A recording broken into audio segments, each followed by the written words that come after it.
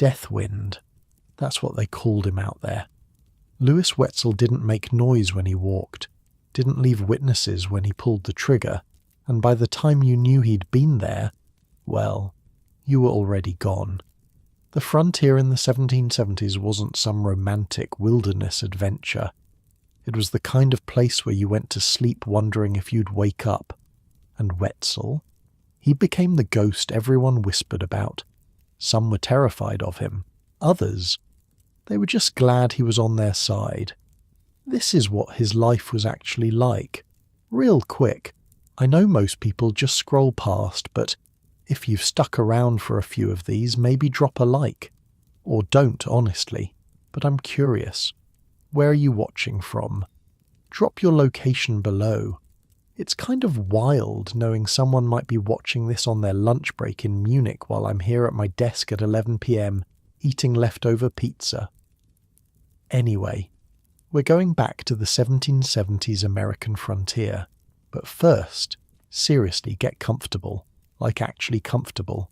Not that thing where you say you're comfortable, but your neck's at a weird angle. Fix that. Grab whatever you need, because this one's good, and you'll want to stick around. Your eyes flutter open to darkness. The cabin walls creak against the wind, and somewhere outside, an owl calls once, then falls silent. That silence, that's what gets you. In your warm bed right now, silence means peace. But here, silence means danger. You're in a small log cabin on Wheeling Creek, 1770, the western edge of Virginia colony, just a few miles from the mighty Ohio River that marks the boundary between colonial settlements and native territories. This is the Wetzel family home, and it's not exactly what you'd call secure. The floor beneath your feet is hard-packed dirt. The walls are rough-hewn logs with gaps stuffed with mud and moss to keep the wind out. Light comes from one small window covered with oiled paper. Glasses for rich folks back east. The fireplace smoulders with last night's embers, and you need to get it going before the rest of the family wakes. This is normal, you think to yourself, reaching for the fire poker. This is just Tuesday. But wait, I need to back up a bit. Let me tell you how Louis Wetzel came to be here in the first place. Born in 1763, Louis was the son of John Wetzel, a German immigrant, and Mary Bonnet, whose father was a Flemish Huguenot. In 1770, when Louis was just 7 years old, the family packed everything they owned and moved from the relative safety of the eastern settlements into the dangerous Ohio Valley frontier. Why would anyone do that? One word: land. East of the Appalachian Mountains, good farmland was either claimed or expensive, but west, miles of untouched forest, rich soil, and open space. The catch? Well, that land was already being used by people who weren't too happy about newcomers showing up. So you're telling me they just moved into active conflict zones? For farming? Yeah, pretty much. The 1770s frontier wasn't like moving to the suburbs today. This was less new construction with open floor plan and more build your own shelter and hope you don't get killed while doing it. Life on Wheeling Creek meant constant vigilance. The Wetzels and other settler families lived in what was essentially a war zone. The American Revolution was brewing to the east, and here in the west various Native American tribes, primarily Shawnee, Delaware and Wyandot, were fighting to keep their hunting grounds and ancestral homes. For young Louis, daily life was a masterclass in survival. By age 10, he could shoot, track, and move through the woods in near silence. Not because it was fun, because it was necessary. Every child on the frontier learned these skills or risked not making it to adulthood. Morning chores started before dawn. Fetch water from the creek, careful to check for signs of anyone watching. Collect firewood, staying close to the cabin walls. Feed the animals, a few chickens, maybe a milk cow if you're lucky, and always, Always keep a weapon within reach. The Wetzel family cabin sat in a small clearing surrounded by dense forest. Beyond their little patch of civilization stretched a wilderness so vast it seemed endless. Those woods provided everything: meat from deer and turkey, fruits and nuts for gathering, timber for building. But they also concealed dangers that city folks back east couldn't imagine. "Look," John Wetzel would tell his sons, including young Lewis, "see how that branch is bent? Someone passed through here, not a deer, a man." The boys would study the sign: broken twigs, disturbed leaves, a footprint pressed into mud, until they could read the forest like a book. Who passed through, how many, how long ago, which direction they were heading. These weren't hobby skills. This was survival intelligence. When Lewis turned 12, his father handed him his own rifle. "It's time," John said simply. The long-barreled flintlock was nearly as tall as the boy himself, but Lewis didn't stagger under its weight. He'd been waiting for this moment. "Remember," his father warned, "a gun is only as good as the man behind it, and powder and shot don't grow on trees. Make every bullet count." And count they did. Ammunition wasn't something you could just pick up at the local store. Lead balls had to be carefully molded one by one over a fire. Powder was expensive and had to be kept dry at all costs. A wasted shot meant more than missing dinner. It could mean having nothing to defend yourself with when you needed it most. By 14, Lewis was helping to feed his family with that rifle. He'd grown tall for his age, lean and wiry, with dark hair that hung past his shoulders. His eyes had taken on the perpetual squint of someone who spends his days scanning distant tree lines for movement. Those eyes would save his life on a spring day in 1787. Lewis was outside with his younger brother, Jacob. The boys were supposed to be watching the cornfield, making sure animals didn't get into the newly planted crops. Lewis glanced toward the tree line and froze. Something didn't look right. You know that feeling when you walk into a room and instantly know someone's been there? That prickle on the back of your neck? That's what frontier survival was all about, noticing the thing that doesn't belong. What Lewis spotted was the glint of sunlight on metal. A gun barrel, partially concealed near the corn crib. He started to shout a warning to Jacob, but it came too late. The crack of a rifle split the air, and Lewis felt a searing pain tear through his chest. He was down, gasping, as two warriors burst from the trees. One grabbed Jacob, the other seized Lewis by his long hair. No one else was home to witness it. The boys were simply gone. For 2 days they marched westward into the deep wilderness. Lewis was bleeding from the chest wound, each step agony, but he knew what happened to prisoners who couldn't keep up. They didn't last long, so he gritted his teeth and kept moving, watching, waiting. "You still with me?" he whispered to Jacob when their captors weren't paying attention. His little brother nodded, eyes wide with terror. "Good. Tonight. Be ready." The warriors made camp as darkness fell, confident in their success.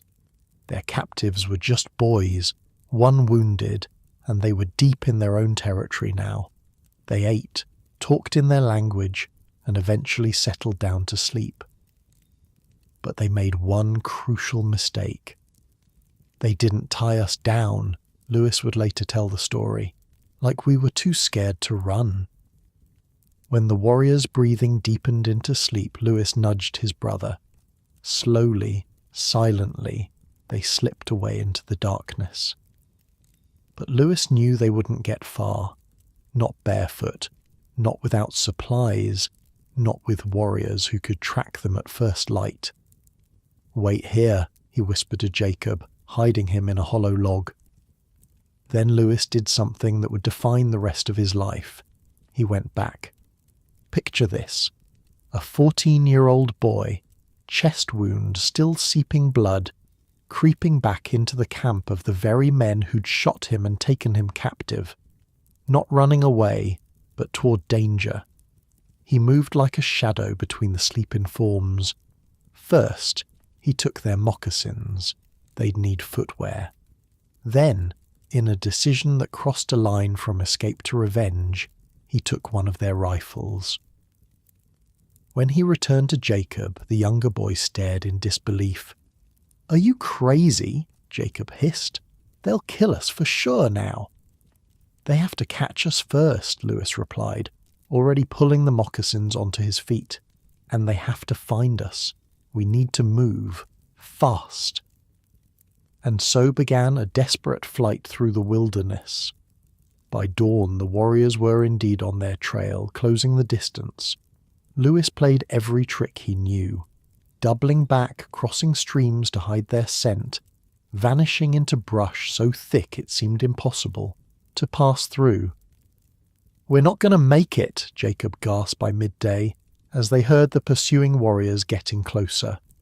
"Yes, we are," Lewis insisted, his face set with a determination that was no longer childlike.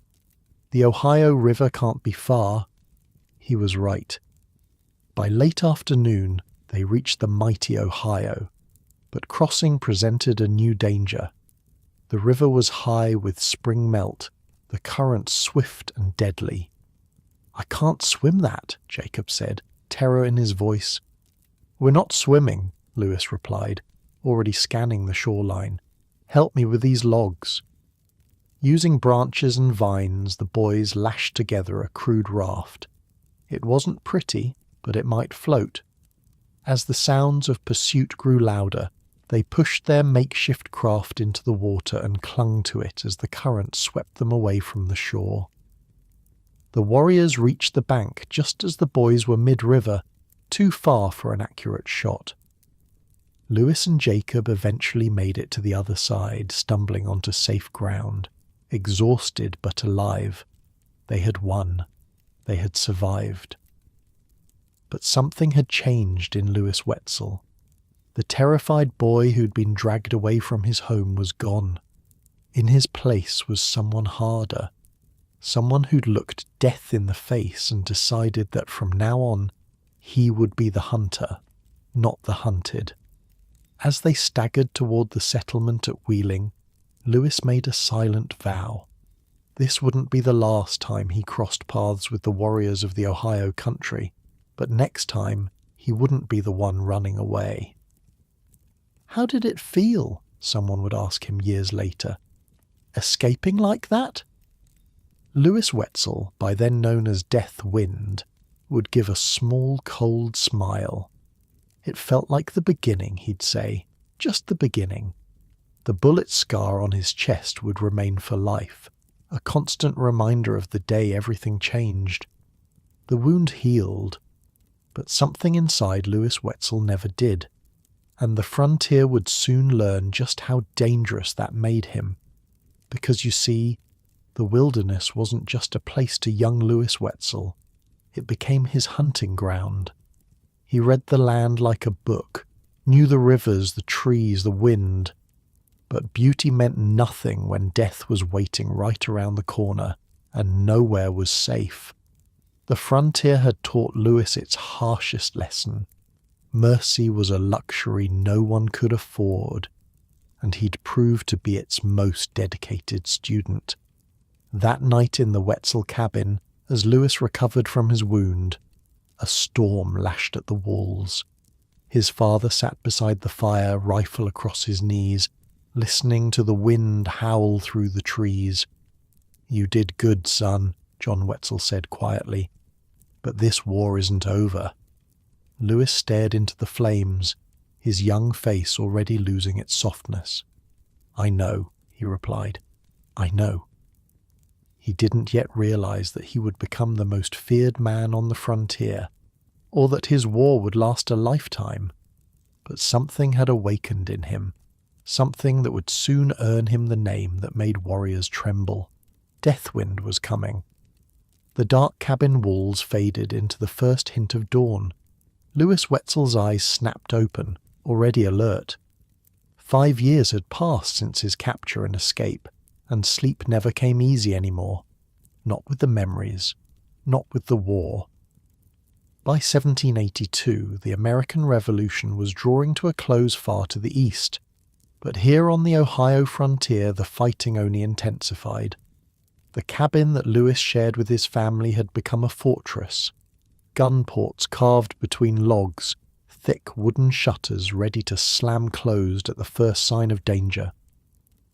Louis sat up on his straw mattress, running a hand through his long black hair. At 19, he'd grown into a man the frontier had shaped like a weapon, lean, hard, watchful. His dark eyes held the 1,000-yard stare of someone who'd seen too much, too young. Morning comes whether you want it or not, his father John would say. But Louis had been up before dawn for hours already, checking his rifle, counting ammunition, planning the day's hunt. You know what's funny about frontier fame? It doesn't happen overnight. It happens one bloody incident at a time, one story told around one fire, then another, then another. For Louis Wetzel, that reputation began with a horse. Not just any horse, a bay gelding belonging to a man named Thomas Mills. "You still up for riding out to the Springs?" Mills asked, finding Louis tending to his own horse outside the fort at Wheeling. Louis eyed the older man. Mills had that look, the one settlers got when they thought the danger stories were exaggerated. Eastern folk never believed how quickly things could go sideways out here. "Native Spring? That's 9 miles out," Louis replied, his voice low. "Been signs of warriors in that area all week." Mills laughed it off.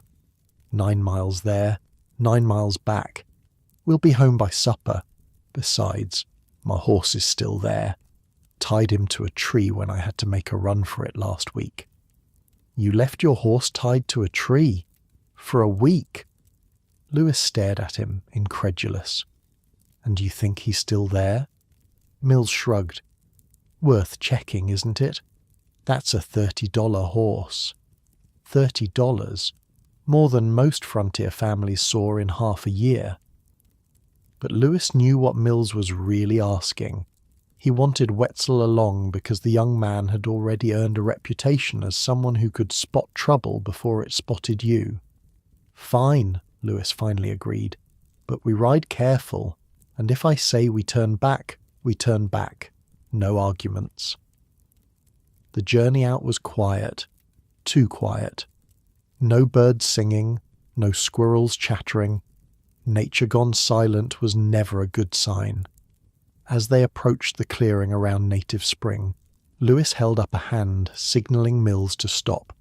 There, tied to a tree just as Mills had claimed, was the bay horse, looking surprisingly healthy for an animal abandoned for days. "See?" Mills grinned.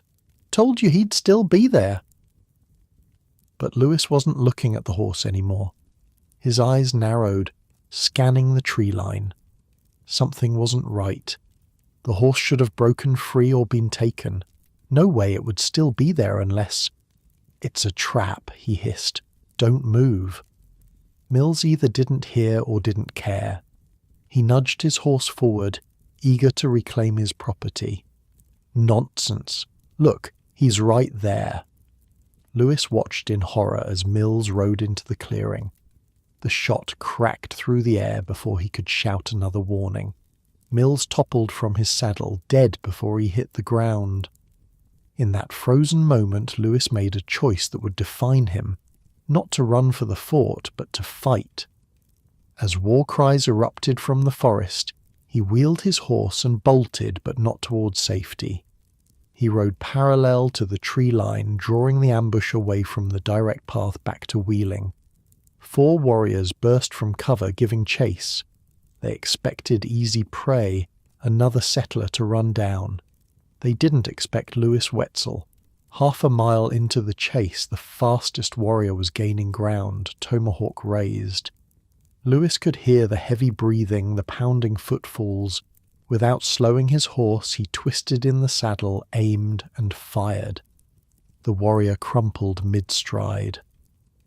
"Okay, I know what you're thinking," Lewis would later tell the wide-eyed listeners at the fort. "One shot, big deal. Any decent marksman could make that hit." But what came next entered into frontier legend. Still at a full gallop, Lewis pulled his powder horn with his teeth, measured powder into his rifle barrel, spat a lead ball from his mouth into the muzzle, drove it home with his ramrod, and primed the pan. All while controlling his horse with his knees at a dead run, with 3 warriors still in pursuit. The second warrior caught up just as Lewis finished reloading. They collided, tumbling to the ground, the rifle between them. The warrior was strong, nearly tearing the gun from Lewis's grip. In the desperate struggle, Lewis twisted the barrel upward, jammed it under the man's chin, and pulled the trigger. 2 down. The last pair of pursuers hesitated, suddenly uncertain. This was not going according to plan. Lewis used their moment of doubt to reload again, the movements now mechanical, practiced to perfection. He slowed his pace, almost daring them forward. One ducked behind a tree, but chose poorly. The trunk wasn't wide enough to shield him completely. Lewis's rifle cracked again, and the warrior staggered, blood blossoming across his chest. The last warrior turned and ran, screaming something in his language. Lewis didn't bother to translate. He understood the message well enough. "No chase that man," Lewis told his audience, mimicking the heavy accent of a warrior. "Him gun always loaded." The settlers at Wheeling laughed nervously at his imitation, but the story spread. 3 warriors dead, 1 fleeing in terror, and Mills avenged. All because Lewis Wetzel could do what nobody else could: reload a rifle at a dead run. That night, back at the fort, an old hunter cornered Lewis by the fire. "That trick with the reload," the man said, lowering his voice. "How'd you figure it?" Lewis stared into the flames. "Practice. Every day since I was 14. Miles and miles through the woods, running full tilt, reloading over and over until my hands bled." The old man whistled low. "Why push yourself that hard?" Lewis's eyes reflected the firelight, dark and haunted. "Because someday my life would depend on it, and today it did." What Lewis didn't say was that he'd started practicing the day after his escape, that for 5 years he'd been preparing for exactly this moment. Revenge wasn't a hot flash for Lewis Wetzel. It was a cold, patient river. By summer of 1786, that river had carved a deep channel through the frontier. Native raids intensified as settlers pushed farther into hunting territories. A settler had been killed at Mingo Bottom, and retaliation came swift. Major McMahon gathered men at the fort, his face grim. $100 for the first native scalp brought in, he announced. To some settlers it was a fortune, a temptation worth the risk. To Lewis, who now spent more time in the forest than in civilization, the money meant nothing. He wasn't in it for payment. "I came to hunt natives," he told McMahon flatly. "Now that I've found them, I'm not going home sucking my thumb. I'm taking a scalp, or I'm losing my own." On August 5th, they crossed the Ohio, pushing toward the Muskingum River where native encampments had been spotted. 5 scouts moved ahead and found the enemy camp. Too many warriors, no chance of victory. The decision came quick: retreat. But Lewis Wetzel didn't move.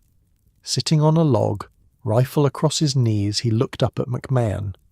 "You all go on," he said quietly. "I came here for a reason." "Don't be a fool, Wetzel," McMahon growled. "There's 50 warriors in that camp." "Then I'll find one alone." They left him there, one man against the wilderness, surrounded by enemies who wanted nothing more than to count coup on the settler they'd come to call Long Knife for his deadly blade work. Lewis didn't care. His only friend was his rifle, his only guide the stars. As darkness fell, he moved with the silence of a hunting cat, sticking to deep woods, avoiding war parties and main trails. No fire for him that night, no warm meal, no light. Instead, he dug a small pit, buried dry bark under dirt, and let it smoulder beneath him for warmth. No smoke, no flame, no sign a man was there. Picture that for a second. Lying on your stomach all night over a hole filled with smouldering bark, dirt around you, mosquitoes whining in your ears, every twig snap potentially death approaching. Not exactly the Hilton, right? The next evening, Lewis found what he was looking for, 2 warriors making camp along a creek bed. Wetzel melted into the brush and waited. Patience was his strongest weapon. At sunset, one warrior returned from hunting, stoked the fire and cooked his meal. The second arrived shortly after. They laughed, talked, sang, completely at ease in their territory. They had no idea Lewis Wetzel was 20 feet away, crouched in the darkness, watching. Around midnight, one stood, grabbed his rifle and a chunk of burning wood from the fire, and disappeared into the trees, probably heading to a deer lick using the smoke to keep mosquitoes at bay. Lewis cursed silently. This wasn't the plan. He'd had them both right there. Now one had slipped away. He waited, hoping the man would return, but as dawn approached he knew he couldn't wait longer. The remaining warrior was curled on his side, deep in sleep. Lewis moved forward, silent as death itself. His knife found its mark with deadly precision. A single jolt, a final breath, then silence. "I won't tell you what happened next," Lewis would later say, his voice dropping to where listeners had to lean in. Some things aren't for telling around fires where children might hear. He left his mark, wiped his blade clean, and vanished before the sun broke the horizon. By the time he reached Mingo Bottom, his companions had already returned empty-handed, but Lewis came back with what he'd promised, and claimed the reward no one thought he'd earn. "Just another day's work," he shrugged when they asked how he'd managed it alone. But the settlers knew better. The man they were beginning to whisper about wasn't just skilled. He was something else entirely. Something the frontier hadn't seen before. The native warriors had a name for him now. Death Wind. A shadow in the trees, a ghost with a rifle, a hunter of men. The name spread through villages faster than forest fire, carried on frightened voices. "He moves without sound," they said, "strikes without warning, vanishes like morning mist." By 1786, Lewis Wetzel knew the frontier like no other. Every creek bend, every ridge, every hidden cave. The land was his almanac, his map, his weapon. He read wind direction by watching grass tips sway, found water by following certain insects, stayed hidden by walking on rocks and hanging from branches to leave no trail. The frontier had 1,000 deadly tricks, and Wetzel knew them all. One of the deadliest was the turkey call, a technique native hunters used to lure both wild turkeys and unwary settlers into ambush. More than once, men had disappeared after hearing a lone turkey cry echoing from the woods. Lewis had his suspicions and set out to prove it. East of Wheeling Creek, 60 feet above the water, he found a cave nearly hidden by vines. From inside, a hunter could see across the hills, a perfect ambush point. "See how the ground's worn smooth at the entrance," he explained to a young settler he was training. "Too regular for animals. And look there, faint smoke stains on the ceiling. Someone's been using this place." The cave was a blind, a graveyard in waiting.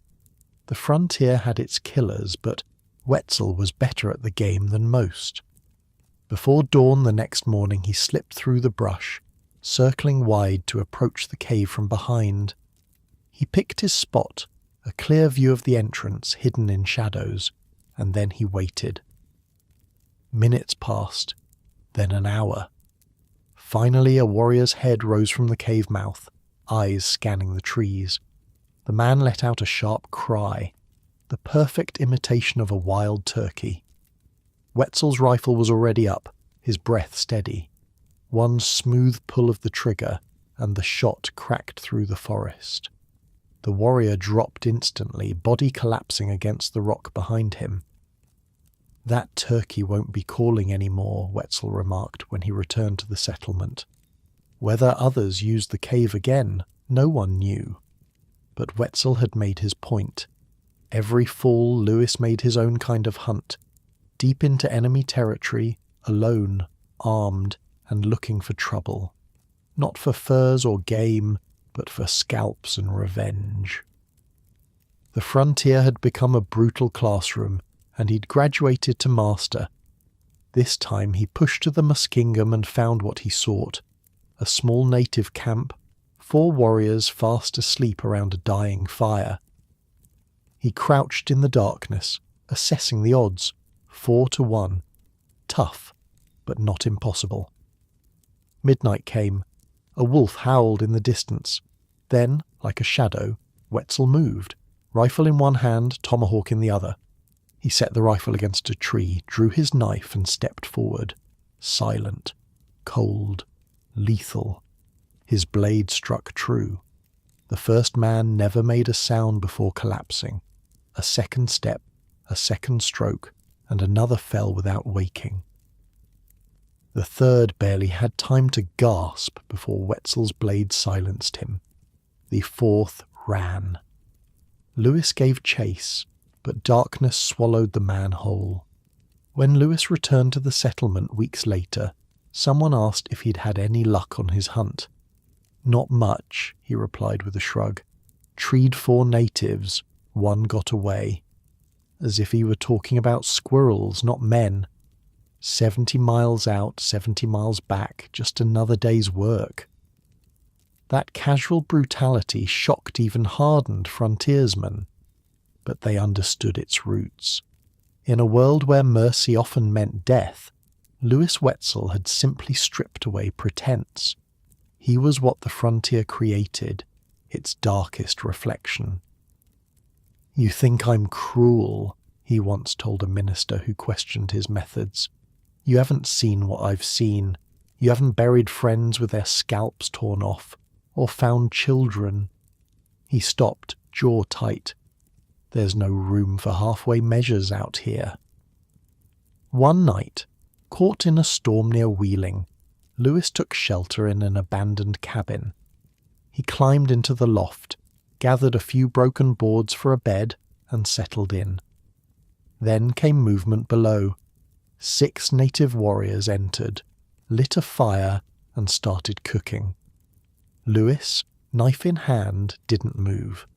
If they spotted him, he had one chance: drop into the middle of them and fight his way out. He steadied his breath, muscles coiled, ready. But they never looked up. One by one they finished eating and stretched out by the fire. Soon their breathing deepened into sleep. Lewis didn't hesitate. He crawled from the loft, slipped into the shadows, pressed himself against the logs near the door, fingers tight around his blade. Now it was his turn to hunt. At dawn, a warrior stepped outside, stretching in the cool morning air. He never saw it coming. Wetzel's rifle cracked, the warrior crumpled, and by the time the sound faded, Lewis was gone, slipping into the wild. "You know what the strangest thing is," he later told a wide-eyed young settler.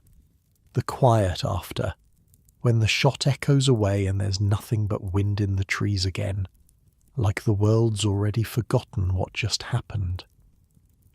By 1788, Lewis Wetzel had become more legend than man. Settlers spoke of him in hushed tones, their protector, their avenger, the one-man native warriors feared above all others.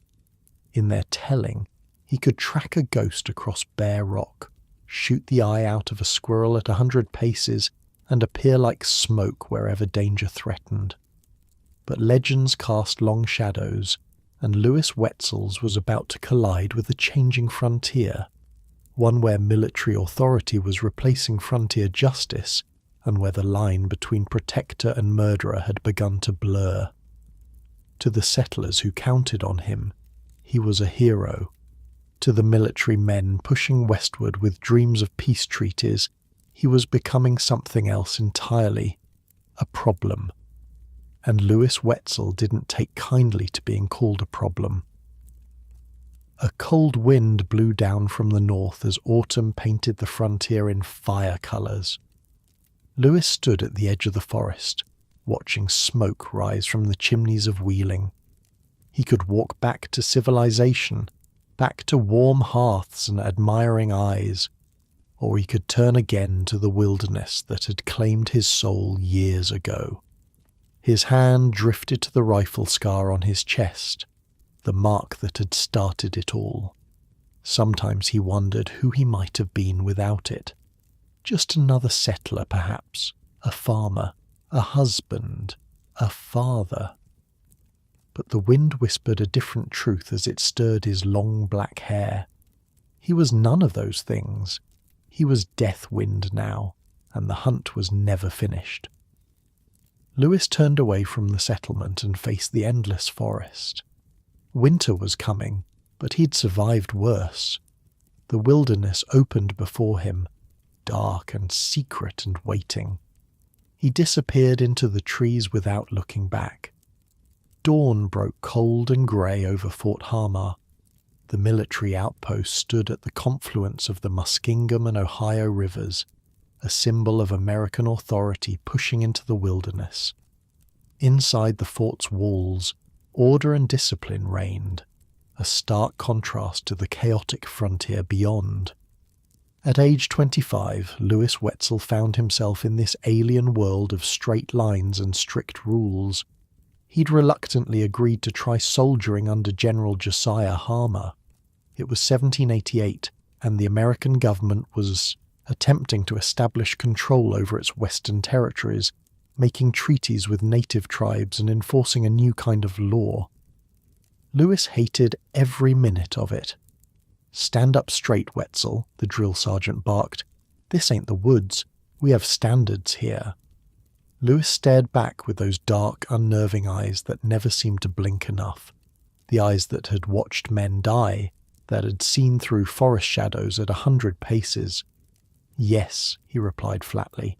"I can see your standards." Wait, I need to pause here because this whole situation is wild when you think about it. Imagine taking the deadliest frontier fighter, a man who'd spent years basically waging a one-man war, and trying to make him follow military protocol. It's like trying to put a wolf in a dog collar and expecting it to heal. The real trouble started when a delegation of Native Americans arrived at Fort Hamar. General Harmer was negotiating peace treaties, trying to end the cycle of violence that had claimed so many lives on both sides of the frontier. Among the visiting native leaders was a warrior named George Washington. Yeah, you heard that right. Some Native Americans had taken to adopting English names, sometimes as a diplomatic gesture. This particular warrior was respected, trusted by both sides, and instrumental to Harmer's peace efforts. Lewis Wetzel watched the proceedings with thinly veiled contempt. To him, treaties were just paper promises that would be broken at the first opportunity. He'd seen too many raids, too many bodies, to believe peace was possible. "You know, they're just buying time," he muttered to another soldier as they stood guard. "First chance they get, they'll be back with war parties." The soldier shifted uncomfortably. "Orders are orders, Wetzel. General wants peace. We give him peace." Lewis's lip curled slightly. "Peace doesn't grow in this soil. Not anymore." 3 days into the negotiations, Louis Wetzel disappeared from the fort. Nobody thought much of it. He often vanished for hours, preferring the forest to the confines of military life. But that evening, a shot cracked through the air just beyond the fort's walls. Soldiers rushed to investigate and found the native leader, George Washington, lying dead, a bullet through his chest, and Louis Wetzel, rifle still warm, standing nearby. The outrage was instant. General Harmer had him arrested and clapped in irons before the body was even cold. In the stockade, Louis sat calmly, those unnerving eyes focused on middle distance. "Do you deny shooting the man?" Harmer demanded. "No," Louis answered simply. "He was here under my protection, under a flag of truce. You've endangered everything we're working for." Louis looked up then, and the cold fury in his eyes made even the general step back. "Protection?" Louis's voice was soft, dangerous. "Where was your protection when my family was butchered? Where was your protection for the settlers who've been living in terror while you play politics? This isn't the wilderness anymore, Wetzel. This is becoming a nation of laws." "Laws?" Louis nearly spat the word. "Your laws mean nothing out there. They don't stop tomahawks. They don't keep children from being taken." Their conversation was witnessed by a young lieutenant who would later write, "I never saw such hatred in a man's eyes as burned in Wetzel's that day. It was like looking into the eyes of something not entirely human anymore, something the wilderness had claimed and remade in its own savage image." When questioned further about his motives, Louis offered a solution that shocked even hardened frontier officers. "Turn me over to them," he suggested, voice eerily calm. "Put their best warriors in a circle. Let them have tomahawks. I'll take one too. Let's see who walks away." Harmer refused. "This isn't the frontier, Wetzel. This is the army. The law will decide your fate." Days passed in the stockade. Louis paced like a caged wolf, 11 steps one way, 11 back. The walls closed in on him. The chains weighed on his spirit more than his wrists. He sent a message to Harmer. "I can't live like this. Let me walk." Perhaps seeing the dangerous madness growing in his prisoner's eyes, Harmer relented slightly. Louis's feet were freed, but his hands remained shackled. He was allowed to walk the grounds under guard, a small taste of freedom. That was all he needed. At first he played it subtle. He'd dart a few steps away, laugh, then stop. The guards relaxed, thinking he was just stretching his legs, working off restlessness. Each time he pushed a little farther. Then one day, with no warning, Louis exploded into motion. Despite the iron shackles on his wrists, he ran with the preternatural speed that had saved his life countless times before.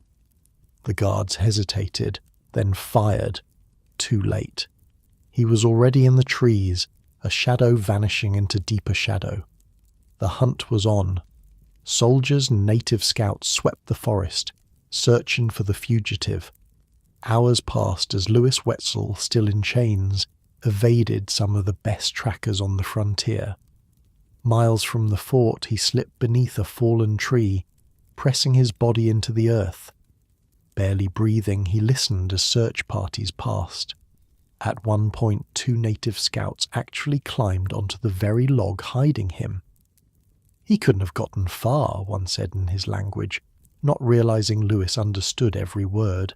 "Not with chains." They howled for others, searching in widening circles but never looked close enough. As night fell, they moved on, convinced he must have gone another way. Now came the real challenge. The Ohio River stood between Louis and safety. The banks were swarming with guards. Fort Harmar controlled the crossing points. His only hope was a friend's cabin on the Virginia side, but how to reach it? No raft, no boat, just open water and iron shackles. I'd rather drown than go back, he decided. In the darkness, he slipped into the mighty Ohio. The current dragged at him, but he kicked hard, floating on his back, inching across. The weight of the shackles threatened to pull him under with every movement. By the time he crawled onto the Virginia shore, he collapsed, barely able to move. Eventually he made his way to his friend's cabin. A hammer and file freed him from the irons, and for the moment he was safe. But General Hamar wasn't finished. Furious over Wetzel's escape, he sent men in a canoe to drag him back. Wetzel and his allies were waiting as the boat neared the shore. Rifles levelled from the bank, the warning was simple: step out and you die. Hamar's men considered their options, then wisely turned around. They reported back that capturing Lewis Wetzel from among his people would be like dragging old Horny out of the bottomless pit. Frontier speak for pulling the devil himself from hell. With fresh weapons and supplies, Lewis headed home, but the price on his head kept climbing. Captain Kingsbury was next to try. He moved on Mingo Bottom, expecting an easy capture. He was dead wrong. The settlers, upon hearing that soldiers were coming for their protector, were in no mood for legal niceties. "They're talking about hanging a man for killing a native," one settler growled, checking his rifle. "Next they'll be telling us we can't defend our own homes." The plan was simple. Ambush Kingsbury's boat and leave no survivors. Frontier justice at its most brutal. It took Major McMahon, the same officer who'd once offered a bounty for native scalps, to stop them. He warned Kingsbury straight. Try to take Wetzel, and he'd have every settler in the region gunning for him. Kingsbury got the message and turned back. Lewis figured that was the end of it. He was wrong. Downriver in Maysville, Kentucky, Lewis stopped for a drink at a tavern, thinking himself beyond Hamar's reach. That's when trouble found him again. A lieutenant named Lawler, passing through with soldiers, spotted the infamous Wetzel. Unlike Kingsbury, Lawler didn't bother with threats or negotiation. He rounded up his men, stormed the tavern, and threw Wetzel in irons once more. No trial, no warning, just cold steel and a hard shove onto a boat bound for Fort Washington. By nightfall, Lewis sat in a cell, bound hand and foot like a common criminal. The news hit the frontier like lightning. Captured for killing a native. Outrage exploded up and down the Ohio. Every settlement bristled with loaded rifles as petitions poured in demanding his release. When Hamar ignored them, men started forming militias. They weren't asking anymore. They were preparing to take Wetzel back by force. Hamar saw the writing on the wall. He wasn't about to start a war with his own countrymen over one man, no matter how notorious. Wetzel walked free, returning to the settlements a hero. His list of kills proof of his courage, the persecution only making him more beloved. As for General Hamar, his reputation never recovered. He had tried and failed to leash death wind. No one ever tried again. If Hamar had even half of Wetzel's nerve, settlers would say around their fires, his men might not have been slaughtered in the Miami campaign. They weren't wrong. Hamar's later military efforts against native forces would end in disaster. But Lewis didn't waste time on failures, his own or anyone else's. The wilderness called him back, and he answered as he always did, with rifle in hand and vengeance in heart. You see, while the conflict with Hamar was happening, something else was spreading through the frontier. Lewis Wetzel's techniques, the tricks that kept him alive, the methods that made him deadly. "Show me how you reload while running," young men would beg when they caught him in rare sociable moments. Lewis would demonstrate his movements so fluid they seemed impossible. "Start with small lead balls," he'd explain. "Carry them in your mouth, 3 or 4 at a time. Pour powder as you run, spit the ball in, ram it home. Practice until you can do it blind. Isn't the lead poisonous? Someone would inevitably ask. Lewis would just shrug. Probably. Better than being dead. What most didn't realise was the price Lewis paid for his skills. His teeth were worn from years of holding lead balls. His hands bore scars from countless reload drills gone wrong. The powder residue had blackened his fingers permanently. Even his hearing had suffered from the thousands of shots fired without protection. "How do you move so quiet?" others would ask. "Watch deer," he'd reply. "See how they place each foot, how they test the ground before putting their weight down. Do that, and wear moccasins, not those clumsy boots." But the most valuable lessons weren't about weapons or movement. They were about reading the land. "The forest talks to you," he once told a group of young scouts. "Rain washes away tracks, but look at the moss on rocks. It gets disturbed when someone passes and takes days to settle back. Birds fly a certain way when startled by a man, different from when they spot a fox or bear. Spiderwebs across a trail. If they're broken, someone came through recently." These observations weren't just wilderness poetry. They were survival intelligence that kept people alive. By teaching others, Lewis Wetzel was doing more than creating followers. He was ensuring his methods would outlive him.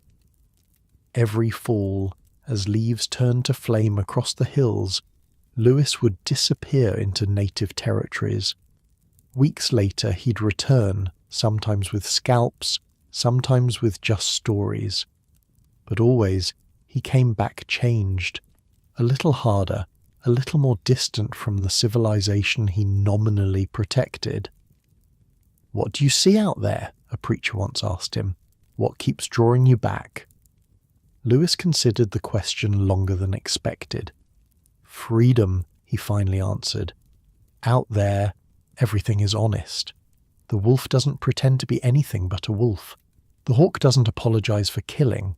There's truth in that kind of world." "And is that what you want to be? A wolf? A hawk?"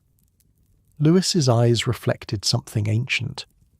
"I want to be whatever keeps my people alive." That answer troubled many who heard it later, because Lewis Wetzel had crossed lines that, once crossed, changed a man forever. He had become something the frontier created but civilization couldn't contain. A weapon shaped by necessity but increasingly uncomfortable to acknowledge. To the Shawnee and other tribes he wasn't just another long knife. He was Zika Wikenha, Deathwind itself. Children were hushed with his name. Warriors set extra guards when travelling through his hunting grounds.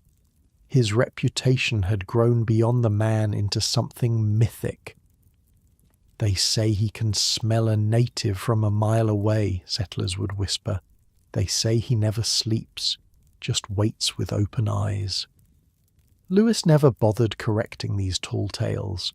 Let them believe what they wanted. Fear was a weapon too.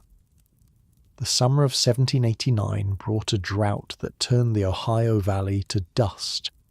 Crops withered in the fields, game grew scarce, and tensions rose as resources dwindled. Native raids increased as hunting grounds yielded less food. In response, Lewis organized his own kind of defense, teaching settlers to fortify cabins, establish warning systems, and most importantly, to strike first when trouble seemed imminent. "Don't wait for them to attack," he instructed at a meeting of homesteaders. "If you see signs they're in the area, find them before they find you." Some were uncomfortable with this approach, too close to murder for their Christian sensibilities. "Hesitation gets you killed," Lewis reminded them coldly. "They won't hesitate." His methods were brutal but effective. Settlements, he advised, suffered fewer raids, lost fewer lives. Results spoke louder than moral qualms. and his influence grew. But there was a price for this security.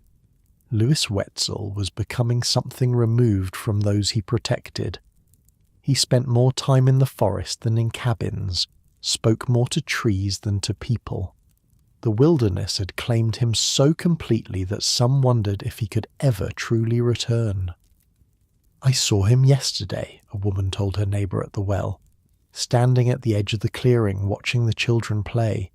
But the look in his eyes, it wasn't like he was seeing them at all, like he was looking at something none of us could see. The neighbour nodded. "My husband says Wetzel doesn't really live here anymore. Says his body might walk among us, but his soul's out there in the dark woods." By 1790, Louis Wetzel had become more than a man. He was a legend, a shadow, a warning. To those who depended on him, he was still their protector. But to those who studied him closely, he had transformed into something else, a mirror reflecting the darkest, truths of frontier life back at those who had rather not see them. One cool autumn evening, as settlers gathered for a harvest celebration, someone noticed Louis standing apart from the crowd, watching the dancing and laughter with that unsettling stillness he'd perfected. A brave soul approached him. "Why not join us, Louis? You've earned some joy." Louis looked at the man, then back at the celebration. Firelight gleamed on happy faces, on children who'd never known anything but the frontier, on women who'd survived its harshest tests. "This is why," he said simply, gesturing to the scene. "This is what it's for." Then he turned and walked back into the gathering darkness, a shadow returning to shadows, the death wind moving on to wherever it was needed next. The howl of a wolf echoed from distant hills, a sound most settlers feared. But as Louis Wetzel disappeared into the night, more than one person wondered if, to him, it sounded like home. The year 1791 brought no peace to the Ohio frontier. If anything, the violence intensified as native tribes formed stronger alliances against the tide of settlement. The line between victim and aggressor had long since blurred into a smear of blood that stained both sides. Louis Wetzel, now 28, had become something of a ghost, appearing when needed, vanishing when pursued, materializing out of forest shadows to deliver either salvation or death, depending on which side of the frontier you stood. Did you hear about Wetzel's latest? The question circulated around fort firesides and cabin hearths, like its own form of currency. Each tale added to the legend. Each whispered story reinforced the myth. One morning in early spring, Louis was travelling with a young relative near Dunkard Creek. The journey had been easy so far, too easy, setting off warning bells in Louis's mind. He'd developed a sixth sense for trouble that had kept him alive while others fell. When they arrived at their destination, a homestead belonging to family friends, they found only charred ruins. "Stay back," Louis warned, dropping to a crouch at the edge of the clearing. His eyes scanned the ground, reading the story written in trampled grass and scattered belongings. The young man with him gasped at the destruction. What happened here? Was it natives? Louis ignored the question, his focus absolute as he studied the ground. He moved in a wide circle around the burned cabin, stopping occasionally to examine marks invisible to untrained eyes. 3 natives, he finally said, voice flat. 1 white man and a woman. He pointed to a delicate impression in a patch of mud. Small shoe print. The captive's a young woman. The colour drained from his companion's face. "It's her," he whispered. "My fiancée was staying here." Louis straightened, eyes already calculating distances, directions, probabilities. "If they're heading for the river, we can cut them off. Let's go now." The young man started toward the trees, but Louis caught his arm. Rush in blind and you'll just get her killed." His voice was hard. "They've tried to hide their trail. See how they walked through that rocky patch? How they used the stream to mask their scent? These aren't random raiders. They know what they're doing." "Then how will we find them?" Lewis's mouth thinned to a grim line. "Because I'm not tracking their feet. I'm tracking their minds." Instead of following footprints, Lewis angled toward a distant ridgeline. "They're thinking like hunted animals now. They'll take the path that offers the most cover, the quickest route to safety. That means the Ohio crossing at Miller's Ford." They pushed hard, eating jerky on the move, stopping only when absolutely necessary. By nightfall, thick clouds had choked the moon, forcing them to wait. "We'll lose 'em in the dark," the young man fretted. "Better to wait than blunder into an ambush," Lewis replied. "First light, we move." That night, as they huddled under a crude shelter of branches, the young man asked the question that had been weighing on him. "Do you think she's still alive?" Lewis stared into the darkness. "They took her instead of killing her. That means they want her alive." He didn't add the many reasons why. Some truths were better left unspoken. At dawn they picked up the chase, coming off a ridge into untouched valley land. Then, in soft earth near a stream crossing, they found what they needed. Tracks, among them a small shoe print. The young man stiffened. "That's hers," he said, voice thick with emotion. They followed persistently over hills and streams, the trail barely visible but never lost. By sunset they reached the Ohio River. Across the water, firelight blinked against the gathering darkness. The girl was still alive. "Let's go now," the young man urged, already moving toward the water. Lewis caught him again. "We wait for daylight," he instructed. "Attack in the dark, and we're just as likely to hit her as them. But listen to me." Lewis's voice was a razor wrapped in cloth. "I've done this before. You haven't. We do it my way, or we both die and she stays captive. Understand?" The night passed with excruciating slowness. Neither man slept much, Lewis occasionally rising to check the distant campfire, making sure their quarry hadn't moved on. At first light they slipped into the Ohio River, swimming silently across the wide channel. On the far bank they paused to check their weapons. Water dripped from the barrels of their rifles. They'd have to dry them quickly or risk misfires. The camp was just stirring as the sun crested the hills. Lewis surveyed the scene through a screen of leaves. 3 native warriors, 1 white renegade, and the girl, bound but unharmed, sitting near the remains of the fire. "You take the white one," Lewis whispered, his rifle already trained. "I'll take the nearest warrior. After we fire, they'll scatter, reload fast, and be ready for anything." The young man nodded, hands trembling slightly as he aimed. 2 shots cracked almost as one. 2 bodies fell. The young man ran to free his fiancée while Lewis reloaded, eyes never leaving the tree line where the others had fled. He needed to know if more waited in the woods. Lewis fired once high into the trees, a shot no marksman would waste unless he was trying to provoke a reaction. It worked. The warriors sprang out screaming, tomahawks raised, thinking they had their enemy cornered and out of ammunition. They were wrong. Lewis didn't run, didn't flinch. He simply reloaded with that preternatural speed he'd perfected. One warrior was nearly on him when Lewis spun and fired. The man dropped instantly. The last attacker came harder, certain Wetzel couldn't possibly reload again in time.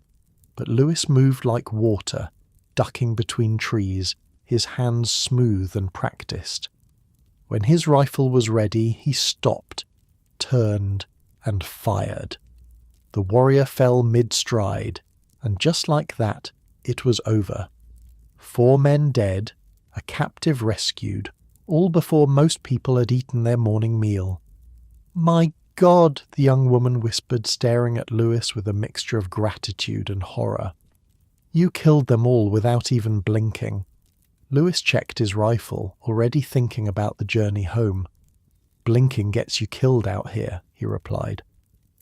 That night, as they made camp safely on the Virginia side of the river, the young couple huddled together near the fire while Lewis kept watch from the shadows.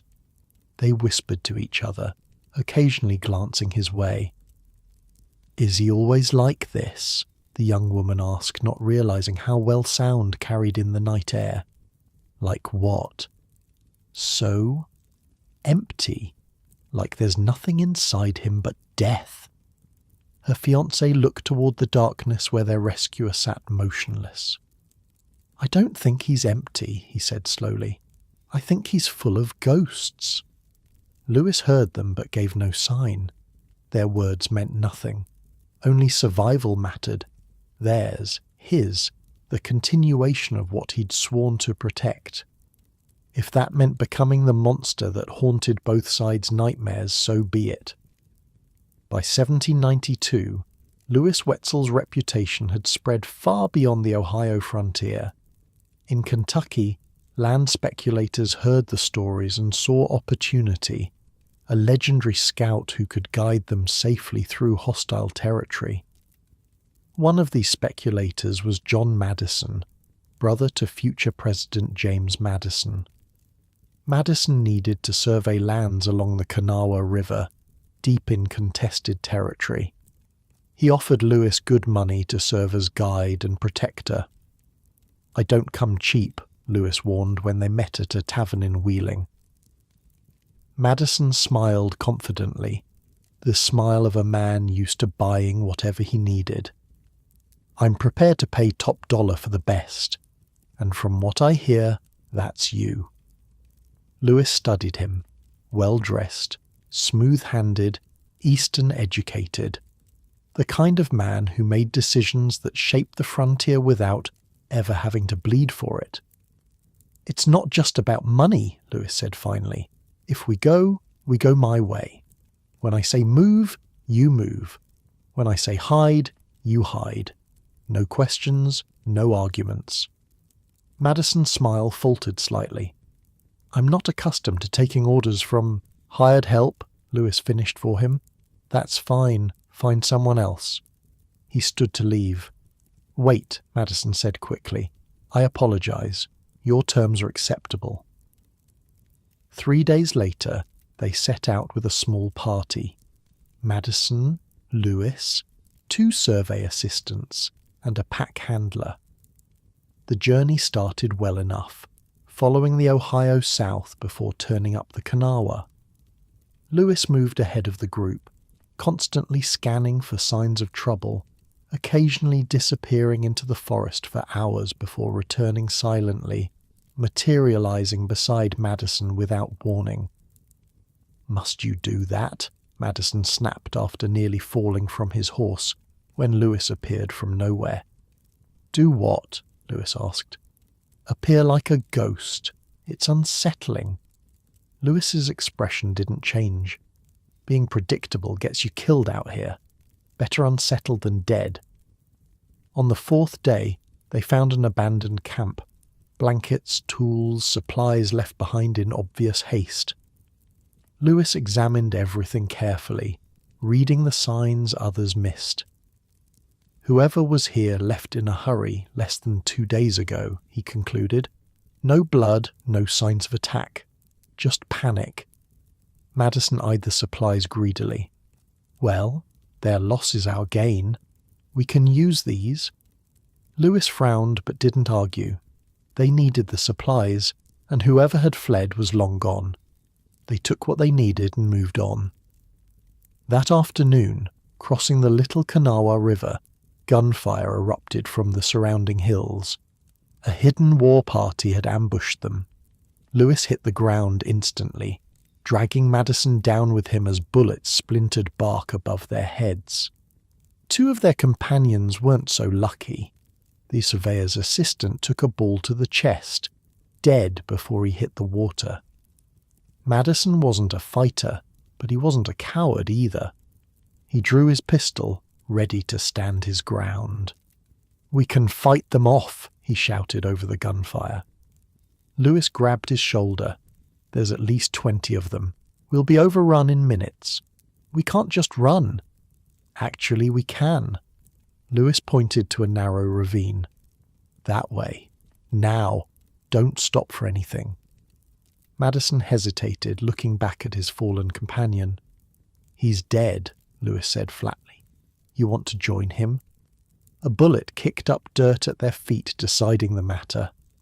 They ran, ducking into the ravine as war whoops filled the air behind them. Lewis led them through a maze of gullies and rock formations, doubling back, crossing streams, using every trick he knew to break their trail. By nightfall, they'd lost their pursuers, but also the rest of their party. It was just Lewis and Madison now, deep in hostile territory with minimal supplies. "We need to circle back," Madison insisted. "Find the others." Lewis shook his head. "They're either dead or scattered. Our best chance is to keep moving east, reach the settlements." "You're just going to abandon them." Madison's voice rose with disbelief. "I'm going to get you out alive. That's what you paid for." Lewis's voice was cold, pragmatic. "We move at first light. Try to sleep." Madison stared at him. "How can you be so callous? Those were men back there, men with families." Lewis looked up from checking his rifle. "You think I don't know that? You think I haven't seen hundreds die out here? Crying over them won't bring them back. Learning from them might keep you alive. What could I possibly learn from their deaths? That this land doesn't care about your plans, your money, or your name. Out here you're just meat walking. Remember that, and you might make it home." They travelled for 3 more days, living off the land, Lewis trapping small game, finding edible plants, moving with the stealth and efficiency that had kept him alive for so many years. Madison watched and learned, his initial disdain gradually shifting to grudging respect. On the 4th night, as they huddled in a cave during a thunderstorm, Madison broke their usual silence. "Why do you do it, Wetzel? You could have a farm, a family. Instead you live like this." He gestured to their meagre shelter. Lewis was quiet so long that Madison thought he wouldn't answer. Finally he spoke, eyes fixed on the darkness beyond the cave mouth. "I had 14 summers when they took me, shot me, dragged me away. My brother too." He touched the scar on his chest absently. "You never forget that feeling. Being prey, never being safe, never knowing if you'll see another dawn." Madison waited, sensing there was more. "When we escaped, I made a choice. Never prey again. Never." Lewis's voice hardened. "This life, it's not what I wanted. It's what I needed to become." "And what is that exactly?" Lewis met his eyes, and Madison fought the urge to look away. "Whatever stands between my people and slaughter." They reached a settlement 3 days later. Madison immediately sought out paper and ink, eager to record the journey. "I'll be sure to mention your role prominently in my report," he told Lewis, as they prepared to part ways.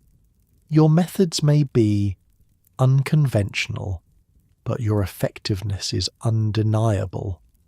Lewis checked the prime on his rifle, already thinking about the return journey. "Don't bother, just pay me what we agreed." "You don't care about recognition?" "Recognition just makes you a target." Lewis shouldered his pack. "I prefer shadows." As the settlement disappeared behind him, Lewis felt the tension in his shoulders ease.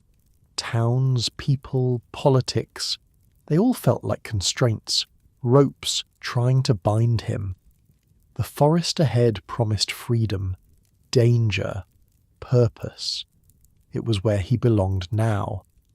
That evening, camped beside a small stream, Lewis allowed himself a rare moment of contemplation. Madison's question lingered. Why this life? He had no simple answer.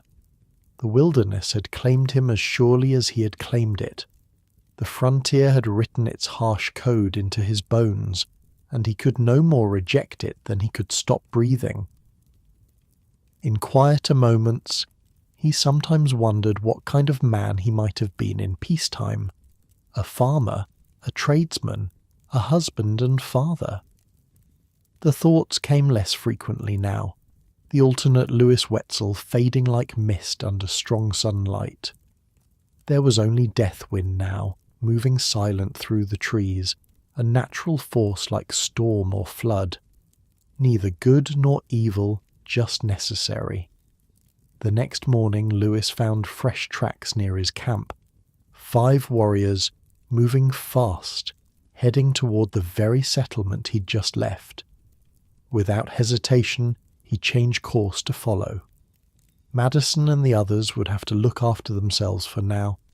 The hunt was calling, and as always, Lewis Wetzel answered. "The White Devil follows," one warrior would later tell his chief after escaping the ambush that killed his companions. "He is not a man. He is a spirit that feeds on death." The settlers never knew how close danger had come, or that a shadow had turned it aside once more. But Lewis preferred it that way. Recognition, as he'd told Madison, only made you a target. And Lewis Wetzel had been a target long enough to know he'd rather be the hunter. Winter came early to the Ohio Valley in 1793. The first snow fell before the harvest was complete, and the settlements hunkered down for what promised to be a brutal season. Inside Fort Henry, families gathered close to hearths, telling stories to pass the long, dark evenings. Lewis Wetzel's name featured in many of those tales, but the man himself was nowhere to be found. "Heard he's gone south," one settler remarked, warming his hands over the fire. "Said the frontier's getting too crowded for his taste." Another laughed. "Crowded? We're still outnumbered 10-1 by hostiles." "Not for Wetzel's type of crowded. Man needs space to breathe. Space without rules." They weren't wrong. As 1794 dawned, Lewis Wetzel, now 31, found himself increasingly uncomfortable with the changing frontier. It wasn't just the growing number of settlements springing up along the Ohio. It was the nature of those settlements.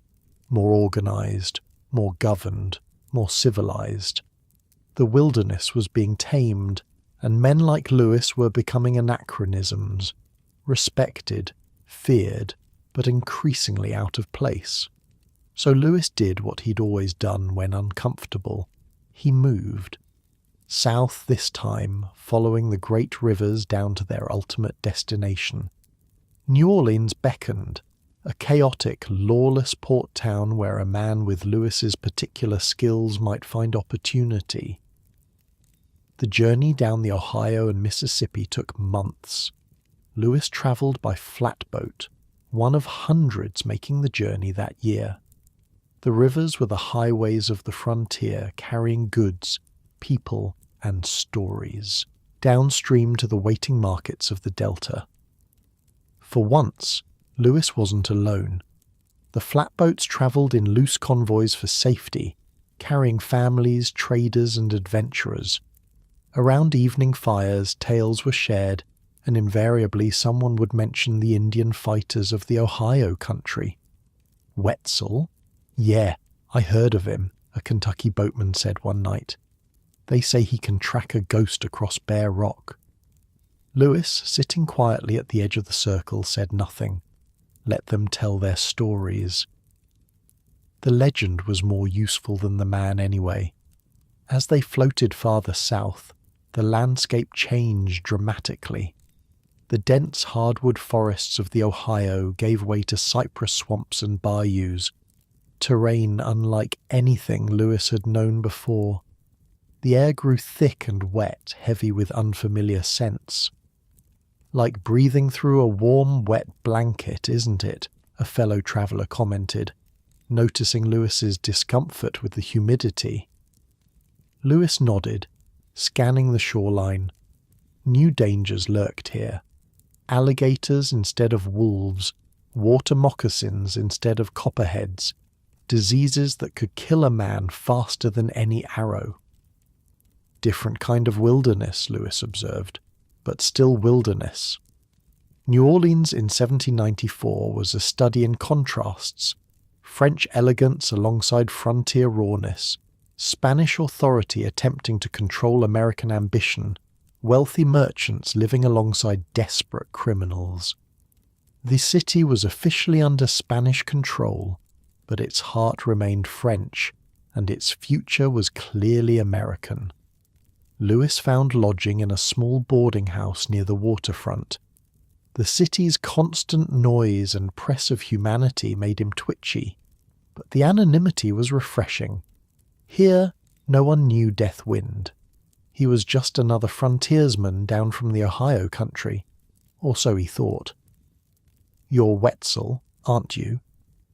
The question came from a well-dressed gentleman who approached Lewis at a waterfront tavern.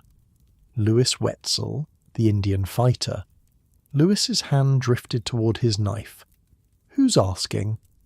The man smiled, extending his hand. "James Wilkinson, at your service. General James Wilkinson." Lewis didn't take the offered hand. Wilkinson was known even on the frontier, an ambitious military man with a reputation for complicated loyalties. Some whispered he was in Spanish pay while holding American rank. "What do you want with me, General?" Wilkinson pulled up a chair uninvited. "A man with your specialized skills might find opportunities here. New Orleans is a gateway to Mexico, to the Caribbean, to places where fortunes can be made." "I'm not for hire," Lewis replied flatly. "Everyone's for hire, Mr. Wetzel. It's just a matter of price." Wilkinson leaned closer. "Spain pays well for men who can navigate wilderness and handle delicate situations." "You're recruiting for the Spanish?" Wilkinson's smile never wavered. "I'm identifying talent that could be beneficial to various interests, including, at times, Spanish interests." Lewis stood abruptly. "I kill for my people, not for gold, not for Spain, not for you." As he walked away, Wilkinson called after him, "The frontier's changing, Wetzel. Men like you need new patrons. Think about it." Lewis didn't look back, but the words followed him. The frontier was changing. That much was true. Over the next few months, Lewis took odd jobs around New Orleans, guiding hunting parties into the bayous, providing security for merchants, occasionally working as a translator for native delegations coming to treat with Spanish authorities. His fluency in several native languages surprised those who knew him only as a killer. "How do you learn to speak Shawnee so well?" a trader asked him once. Lewis's answer was simple: "Know your enemy better than they know themselves." But the restlessness that had driven him south hadn't abated. If anything, it had grown worse. The city walls closed in on him, the political intrigues annoyed him, and the constant scrutiny of Spanish officials made him increasingly paranoid. Something had to give. And in the spring of 1795, it did. The official record is frustratingly vague on what happened next. Some accounts claim Lewis was arrested for counterfeiting Spanish currency. Others suggest an affair with a prominent Spaniard's wife. The truth likely lies somewhere in between, or possibly somewhere else entirely. What we know for certain is that Lewis Wetzel, the feared Death Wind of the Ohio frontier, found himself chained in a Spanish prison cell with no apparent way out. For a man who'd survived by keeping the wilderness at his back and enemies in front of him, imprisonment was worse than death. The walls pressed in, the chains weighed more each day, and the Louisiana heat turned his cell into a sweltering box. "How long have I been here?" he asked a guard one day, having lost track of time. 6 months, came the reply, with many more to come. Lewis looked down at his hands, once calloused from rifle and knife, now softening in captivity. His legendary hair had been cut short upon imprisonment, another indignity he couldn't forget. "What are the charges against me?" he asked. For perhaps the 100th time, the guard shrugged. "Does it matter? You're American. That's reason enough." International tensions were high. Spain controlled New Orleans but feared American expansion. Using Lewis as a political pawn made a certain cold sense. But knowing that didn't make the chains any lighter. Days blurred into weeks, weeks into months. Lewis marked time by scratching lines on his cell wall, one for each day. Eventually he stopped counting. What was the point? The Lewis Wetzel who had terrorized the Ohio frontier began to fade, replaced by a hollow-eyed prisoner who paced his cell like a captured wolf. 11 steps one way, 11 back. The same count as in Hamar's stockade years before. Somewhere in his 2nd year of captivity, a visitor arrived, an American diplomat passing through New Orleans on official business. He'd heard rumors of an American frontiersman being held without trial and had come to investigate. Wetzel? The diplomat peered through the cell bars, clearly shocked at the condition of the prisoner. Lewis Wetzel? Lewis looked up, his once piercing gaze now dull. What's left of him? Good God, man. What have they done to you? Lewis gestured to his surroundings with shackled hands. What does it look like? The diplomat promised action, leveraging newly signed treaties to demand Lewis's release. The United States government doesn't abandon its citizens, he assured Lewis. A bitter laugh escaped the prisoner. The United States government tried to hang me for killing hostiles. Now it wants to save me? Forgive me if I don't hold my breath. But surprisingly, the diplomatic pressure worked. After nearly 2 years in captivity, Lewis Wetzel was released into American custody. The official reason was never made clear. Perhaps the Spanish decided he wasn't worth the diplomatic headache, or maybe someone in Washington actually had pulled strings on his behalf. Either way, in late 1797, Lewis found himself aboard a ship bound for Philadelphia, a free man once more. The America he returned to barely resembled the one he'd left. The nation had grown, solidified, established itself on the world stage. Philadelphia bustled with commerce and politics, its streets filled with well-dressed citizens who'd never known the terror of a midnight raid or the desperate fight for survival. Lewis walked those streets like a ghost, drawing stares with his frontier clothing and unsettling intensity. The time in prison had changed him, made him leaner, harder, his anger sharpened to a fine edge.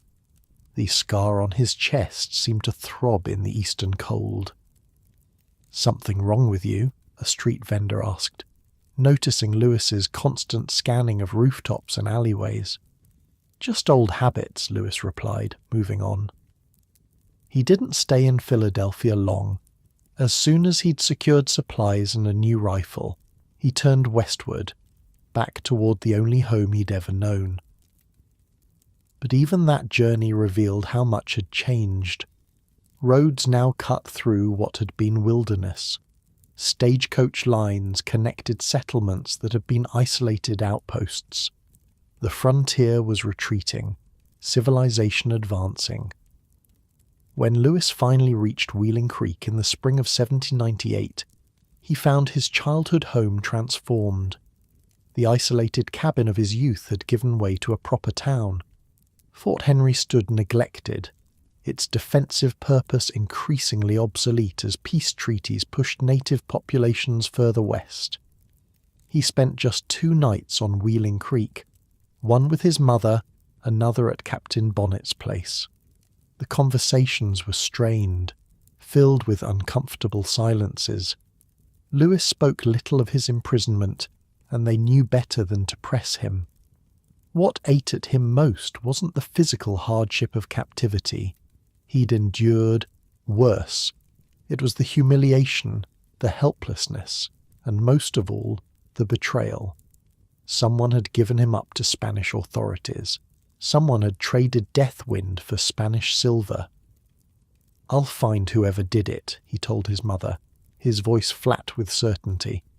"Whoever sold me to the Spanish will answer for it." His mother, older now and worn by frontier hardship, simply nodded. She'd long since stopped trying to gentle her son's nature. Lewis was what the wilderness had made him: implacable, unforgiving. In Wheeling, Lewis stayed with George Cook, a relative. Mrs. Cook, trying to lighten the mood during dinner, teased him about marriage. "A strong man like you needs a good woman," she suggested. "Someone to come home to." Lewis only shook his head. "No woman in this world for me," he said quietly. "Maybe one in heaven." The next morning he was gone without a word. Southward again, back toward the place of his captivity. He had scores to settle, questions to answer, and a traitor to find. No one knows exactly what happened next. Did Lewis find the man who'd betrayed him? Did he settle the score? History doesn't say. What's certain is that Lewis Wetzel remained true to his nature, relentless in pursuit, lethal in execution. Even the most skilled hunters slip occasionally, though. North of the Ohio River, after a long hunt, Lewis let his guard down for just a moment. A flicker of movement caught his eye too late. A native warrior raising a rifle, taking aim. Both men dived behind trees, the shot going wide.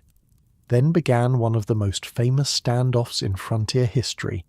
Two master hunters, each waiting for the other to make a fatal mistake. An hour passed. Neither moved. Lewis, never known for patience in social settings, had infinite reserves of it when life was on the line. But eventually even he tired of the game. With the crafty resourcefulness that had kept him alive for decades, Lewis fixed his buckskin cap to the end of his ramrod, easing it out just enough to mimic the peak of a human head above his hiding place. The trap was set. A crack split the silence, the bullet tearing through the cap. Before the native warrior could reload, Lewis charged, his own rifle roaring. The man dropped where he stood. Another hunt, another kill. But this time, something was different. As Lewis checked the body, he felt none of the fierce satisfaction that had once driven him. Just a hollow weariness, a sense that he was playing out the final acts of a story that had already reached its climax. The frontier that had shaped Lewis Wetzel was vanishing. The wilderness that had been his home was being parcelled, surveyed, and sold. The enemies that had defined his purpose were either dead or pushed so far west that they no longer threatened his people. What place was there for Deathwind in a land growing ever more peaceful? By 1800, Lewis was spending more time alone, venturing farther from settlements, sometimes disappearing for months at a time. Those who encountered him in the deep woods reported that he seemed more spirit than man, moving like a shadow through territories few whites dared enter. "I saw Wetzel up on Cheat Mountain last fall," a trapper told wide-eyed listeners at a trading post. "He didn't see me, or pretended not to. Had a dozen pelts with him, but that wasn't what he was hunting. You could tell by his eyes, still looking for something, or someone." The legend grew even as the man himself faded from public view. Mothers frightened misbehaving children with his name. Young men tried to emulate his woodcraft, usually with poor results. Natives spoke of him in hushed tones around council fires, some believing he had become an evil spirit that could never truly die. In reality, Louis Wetzel was still very much a man, aging, growing weary, watching the world he'd fought for transform into something he barely recognized. The irony wasn't lost on him. He'd helped make the frontier safe enough for the civilization that now had no place for him. One crisp autumn day in 1802, a surveyor working near the headwaters of the Kanawha came across a crude camp deep in the forest. A figure sat beside a small fire, long hair hanging past his shoulders, face weathered by decades in the wilderness. "Wetzel?" the surveyor asked hesitantly. "Louis Wetzel?" The man looked up, dark eyes reflecting the flames. "Depends who's asking." "Nathan Boone," the surveyor replied, "Daniel's son." A flicker of recognition crossed the weathered face. "Your father was a good man, one of the few who understood this land." Nathan settled by the fire, accepting the offered coffee, a luxury deep in the back country. "Father spoke of you, said you were the best scout he ever knew." Louis grunted noncommittally. "Your father was being kind. He was better. He also said you were the deadliest man on the frontier." At this, Louis's expression hardened. That he got right. They talked until dusk, Louis asking about the settlements, the treaties, the changes sweeping across the land. Nathan in turn listened to stories few had ever heard. The true account of Louis's captivity and escape as a boy, the details of hunts too bloody for fireside tales, the private thoughts of a man who had walked the knife edge between savagery and civilization his entire life. As darkness fell, Nathan prepared to leave, having gleaned more frontier wisdom in one afternoon than in years of surveying. "Before you go," Louis said, "a question. Ask it. Was it worth it? All the killing, all the vengeance, did it make a difference?" Nathan considered carefully before answering. "Look east. Families sleep safely in homes that wouldn't exist without men like you. Children grow up without knowing the fear my generation knew." He paused. "So yes, it made a difference. Whether that difference was worth the cost, only you can answer that." Louis nodded slowly, eyes distant. "The cost was high. Will you come back to the settlements?" A humorless smile creased the weathered face. "For what? To be paraded around like some circus curiosity? Come see the famous Indian killer?" He shook his head. "My time has passed, Nathan. Best to let the legend live while the man fades away." They parted at dawn, Nathan returning to his survey crew, Louis disappearing once more into the deepening wilderness. It would be one of the last confirmed sightings of the man behind the myth. As the 19th century dawned, America pushed westward with increasing speed and confidence. The frontier that had defined Louis Wetzel's existence was vanishing, replaced by farms, towns, and eventually states. The old Northwest Territory, once the bleeding edge of settlement, was being transformed into Ohio, Indiana, Illinois.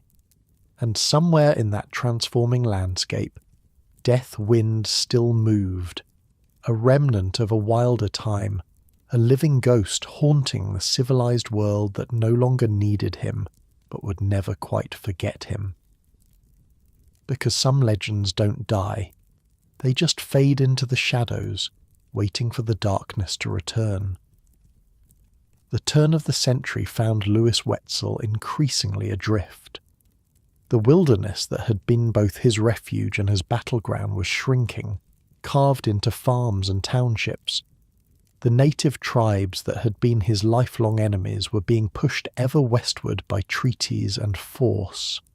And the frontier skills that had made him legendary were becoming curiosities rather than necessities. By 1803, at 40 years old, Louis was facing an enemy he couldn't outrun or outfight: time. Decades of hard living had taken their toll. His joints ached from old wounds and countless nights sleeping on frozen ground. His lungs burned from years of powder smoke. The legendary speed that had saved his life so many times was fading, his reactions just a heartbeat slower than they once had been. For a man who'd lived by split-second decisions, that heartbeat could mean the difference between life and death. "Getting old's a bitch," he muttered to himself one morning, massaging feeling back into fingers stiffened by the night's chill. Nobody warns you about that part. Not that anyone would have dared warn Lewis Wetzel about anything. Even as his physical prowess diminished, his reputation remained fearsome. People still stepped aside when he entered a room, still lowered their voices when speaking his name. The legend of Death Wind had taken on a life of its own, separate from the aging man who'd created it. That spring brought momentous news. The Louisiana Purchase had more than doubled the size of the young nation. A vast, largely unmapped wilderness now stretched westward, promising new frontiers and new adventures for those bold enough to seize them. Among those preparing to explore this new territory were Meriwether Lewis and William Clark, commissioned by President Jefferson himself to find a route to the Pacific. Their expedition would require men who knew the wilderness intimately, scouts, hunters, interpreters. Rumors spread that they'd approached Lewis Wetzel to join them. Can you imagine? A tavern keeper in Wheeling speculated to his customers. Deathwind himself guiding them through Indian country. They'd reach the Pacific in half the time with twice the scalps. The patrons laughed nervously. The idea of Wetzel as official government explorer seemed absurd, like trying to harness a hurricane. Did Lewis and Clark actually invite Wetzel to join their corps of discovery? The historical record is frustratingly vague. Neither man mentions Wetzel in their extensive journals or correspondence, but frontier tales insist the offer was made and declined. "I'm not an explorer," Lewis supposedly told the messenger who brought the invitation. "I'm not looking to find new lands. I'm still figuring out what to do with the old ones." Whether the story is true or merely wishful embellishment, we know Lewis Wetzel did not join the expedition. Instead, as Lewis and Clark journeyed up the Missouri in 1804, Wetzel drifted south again, following the Mississippi toward warmer climes and fewer memories. The Lewis that travelled downriver in 1804 was not the same man who'd struck terror into native villages a decade earlier. This Lewis moved more cautiously, spoke more rarely, and preferred solitude to even the rough company of rivermen. The ferocious energy that had driven him since boyhood had burned down to embers, flaring occasionally but mostly just providing enough warmth to keep moving. "You Wetzel?" a young boatman asked him one evening as they shared a campfire on a Mississippi sandbar. "The famous Indian fighter," Lewis gave a non-committal grunt. "My pa told me about you. Said you could reload a rifle while running full tilt. That true?" Lewis stared into the fire. "Used to be." "Could you show me how?" Lewis looked up then, studying the eager young face. He saw himself 30 years earlier, hungry for skills, for respect, for some edge that might keep him alive on the frontier. "Tomorrow," he said finally, "if the weather holds." The next morning Lewis demonstrated the technique he'd perfected, how to hold powder horn and ramrod, how to measure by feel rather than sight, how to spit a ball from your mouth directly into the barrel. The young man watched in awe, then attempted the maneuver himself, spilling powder and dropping his ball in the mud. "Took me years to get it right," Lewis said, more gently than anyone who knew his reputation would have expected. "Practice while running, every day, until your hands bleed and your lungs burn, then practice more. Worth it, though? The young man asked, retrieving his ball. I mean, it kept you alive all those years, right? Lewis was silent for a long moment. Kept me alive, he agreed finally. Not sure it kept me living. By 1805, Lewis had reached the Mississippi Territory, a wild region still largely unsettled by Americans. Here, the rules of civilization felt more distant, the wilderness more familiar. Spanish influence lingered despite official American control, creating a jumbled cultural landscape where a man could disappear if he chose to. Lewis found himself drawn to Natchez, a rough-edged river town with a reputation for vice and violence. It wasn't so different from the New Orleans he'd known a decade earlier, before his imprisonment, a place where fortunes and lives could be won or lost on a single turn of luck. "You've been here before," observed the barkeep at a Natchez tavern, studying Lewis's weathered face. It wasn't a question. Lewis nodded slightly. "Passed through years back." "Looking for something in particular this time?" A humorless smile crossed Lewis's face. "Peace and quiet, maybe?" The barkeep laughed. "Then you've come to the wrong damn place, friend." But Lewis had. For all its rowdiness, Natchez offered something he'd rarely found elsewhere. Anonymity. Here, he wasn't Deathwind or the famous scout or the notorious killer. He was just another aging frontiersman with too many stories and not enough future. He found lodging with a distant cousin, Philip Sykes, who owned a small farm outside town. The arrangement suited both men. Sykes gained protection and hunting skills, while Lewis secured a quiet place to rest and gather his thoughts. "Stay as long as you like," Sykes offered. "Got plenty of room and not much company." Lewis nodded his thanks, not yet ready to admit that he had nowhere else to go. For almost 3 years, Lewis lived in this strange limbo, not quite settled, not quite wandering. He hunted game for Sykes's table, occasionally guided expeditions into the surrounding wilderness, and spent long hours simply sitting on the porch, watching the world change around him. Occasionally tales from the north reached him, news of treaties being signed, territories becoming states, old enemies laying down their weapons.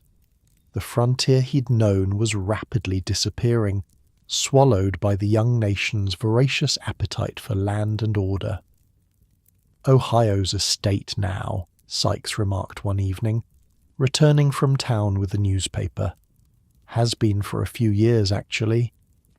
Lewis took the offered paper, studying the unfamiliar boundaries drawn across lands he'd once roamed freely. "Hard to believe," he murmured. "I remember when crossing the Ohio meant taking your life in your hands." "Different world now," Sykes agreed. "Though I hear there's still plenty of trouble out west. This Lewis and Clark expedition stirred up some of the tribes, according to this paper." Lewis folded the newspaper carefully. "There's always trouble where different worlds meet. Just depends on which side you're standing." As 1807 turned to 1808, Lewis's health began to decline more rapidly.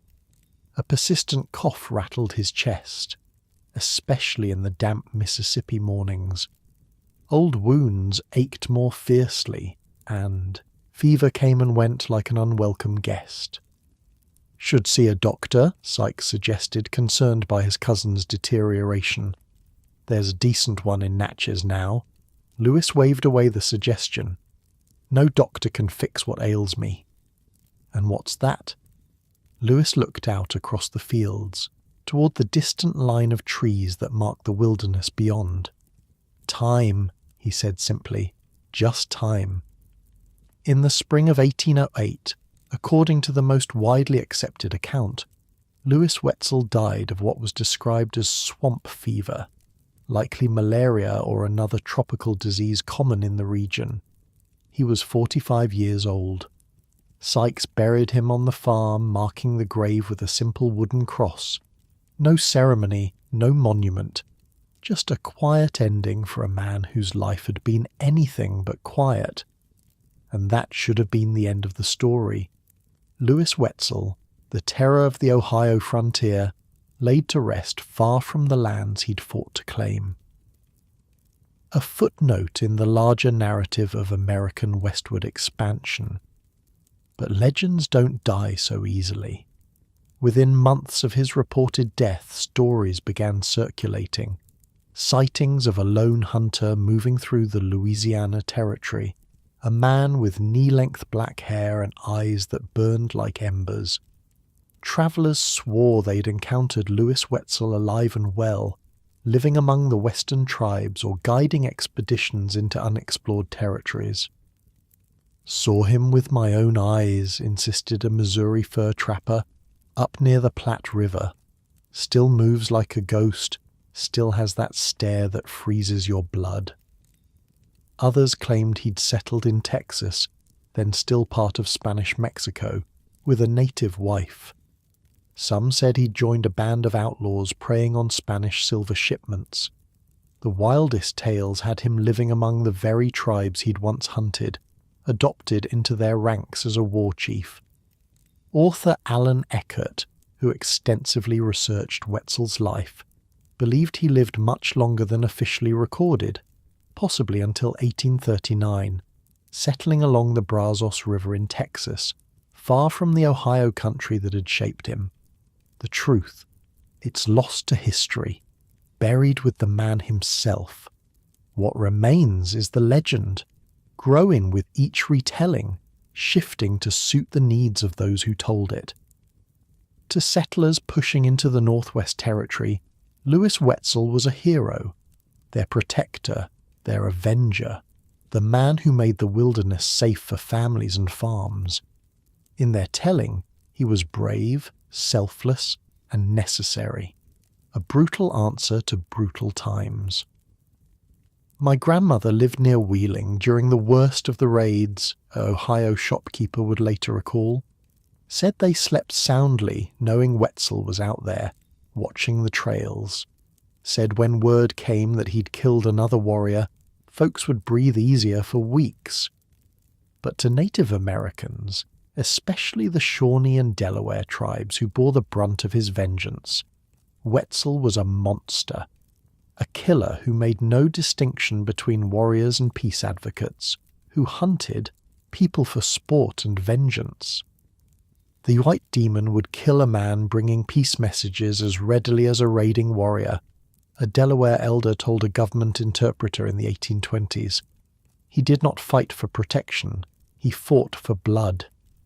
Both narratives contain truth, and both miss something essential about the man behind the myth. Lewis Wetzel was neither simple hero nor simple villain. He was a product of his time and place, shaped by trauma, driven by grief and rage, skilled in the brutal calculus of frontier survival. Had he been born in a different era, or raised in a different environment, perhaps Lewis Wetzel would have directed his remarkable abilities toward exploration, or building rather than destruction. Perhaps he might have found peace rather than perpetual war. Perhaps he might have died surrounded by family rather than alone in a distant territory. But the frontier that created Lewis Wetzel offered few gentle paths, especially for a boy who'd felt the burn of a bullet and the humiliation of capture before he'd reached manhood. The wilderness wrote its harsh code into his soul, and he followed it to the end. In 1942, more than a century after his purported death, a skeleton was exhumed from what had been the Sykes farm in Mississippi. The bones matched descriptions of Wetzel, tall, powerfully built, with evidence of old injuries consistent with his known wounds. Alongside the remains lay the rusted remnants of a long-barreled rifle and a knife. The skeleton was reinterred with ceremony in McCreary Cemetery in Marshall County, West Virginia, bringing Deathwind home at last to the hills where his legend was born. Or was it him? Some still insist the real Lewis Wetzel died elsewhere, in Texas or Missouri, or some unnamed wilderness where no grave marker records his passing. Perhaps that uncertainty is fitting for a man who lived like a shadow and whose true nature remains elusive even centuries later. What's certain is that when Deathwind finally disappeared, whether in Mississippi mud or Texas prairie, the frontier lost one of its deadliest shadows, a man who embodied both its darkest violence and its uncompromising code of survival. But like the frontier itself, Lewis Wetzel didn't simply vanish. He transformed, becoming something more than human, a cautionary tale, a heroic ideal, a complex symbol of America's complicated relationship with its own violent past. As one historian later wrote, "In Lewis Wetzel, America sees what it both fears and secretly admires, the individual unbound by law or social constraint, following a personal code to its ultimate conclusion, regardless of cost. He is the dark reflection of our national mythology, the shadow side of the pioneer spirit." Sleep was coming now for the legend of Lewis Wetzel, just as it had eventually claimed the man. But unlike the restless warrior who had stalked the Ohio wilderness, this sleep would be peaceful, a settling into memory and myth, where the sharp edges of truth slowly smooth under the gentle erosion of time, and as you lie in your own bed, far from the dangers and hardships that shaped men like Lewis Wetzel, perhaps you can appreciate the distance, not just in years but in experience, that separates you from that lawless frontier. The comfort of your pillow, the security of locked doors, the luxury of sleeping without a weapon close at hand, these are gifts purchased in part by the blood and suffering of generations who came before. Whether that price was worth paying, whether men like Lewis Wetzel were heroes or villains or something more complicated than either, those questions will follow you into your dreams, just as they've haunted American consciousness for centuries. But for now, like Deathwind himself, they can wait until morning. As the 19th century marched forward, the America that Lewis Wetzel had fought for transformed beyond recognition. The Ohio River Valley, once the bleeding edge of a young nation, became its heartland. Forests fell to farms, trails widened to roads, and trading posts grew into cities. But even as the physical frontier vanished, the stories remained. Around hearth fires and pot-bellied stoves in taverns and general stores, the legend of Deathwind continued to spread. With each telling, the tales grew taller, the exploits more fantastic, the man more myth than mortal.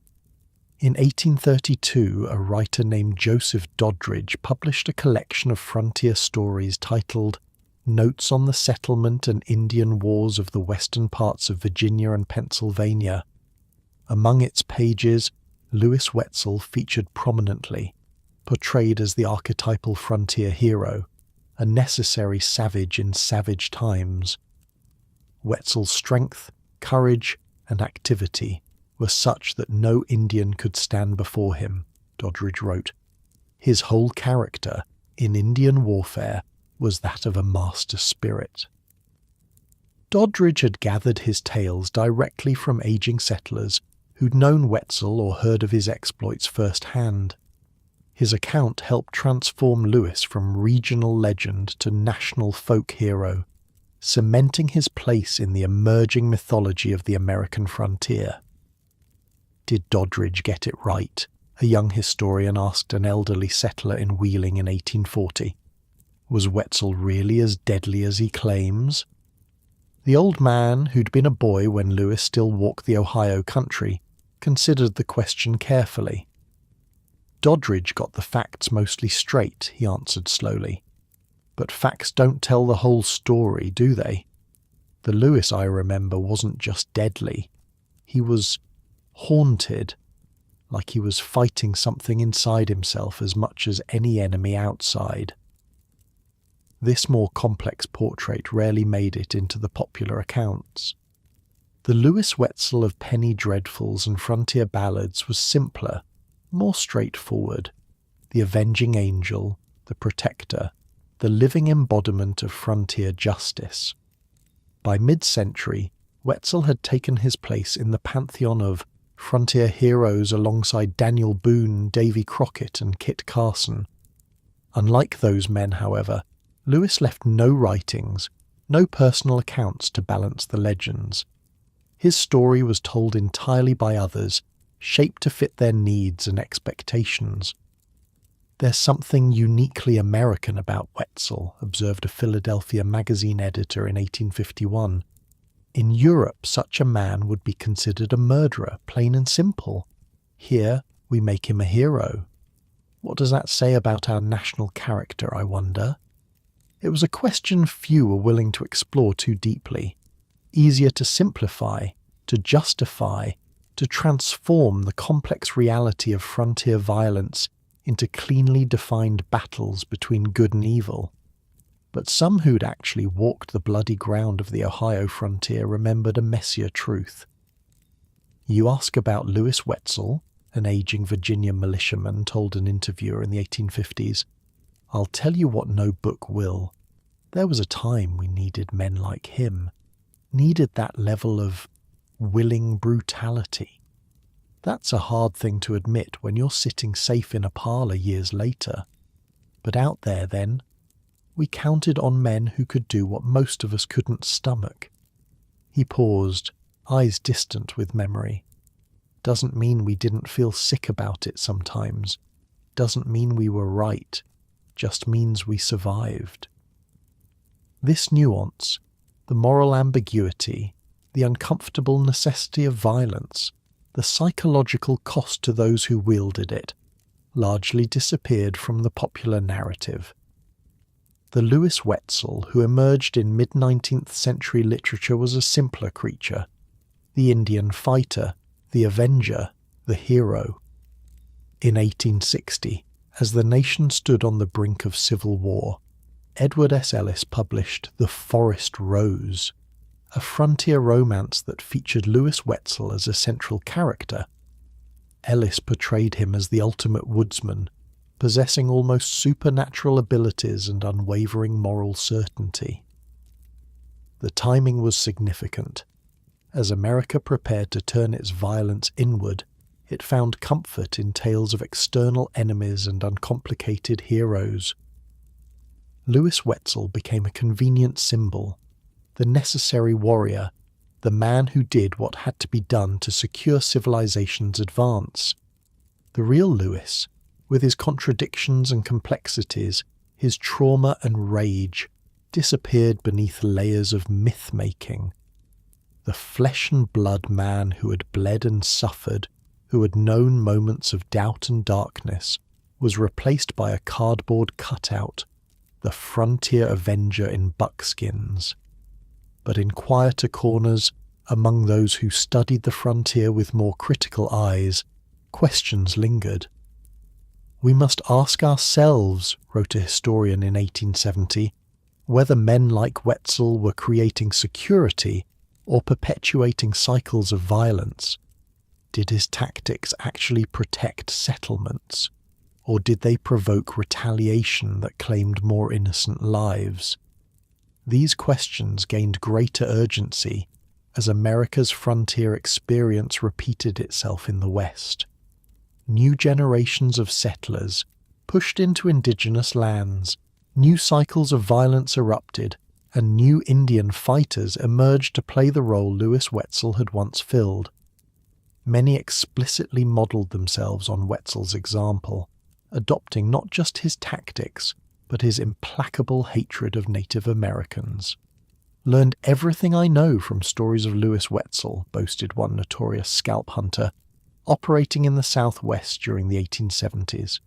"Man knew how to solve the Indian problem, one shot, one scalp at a time."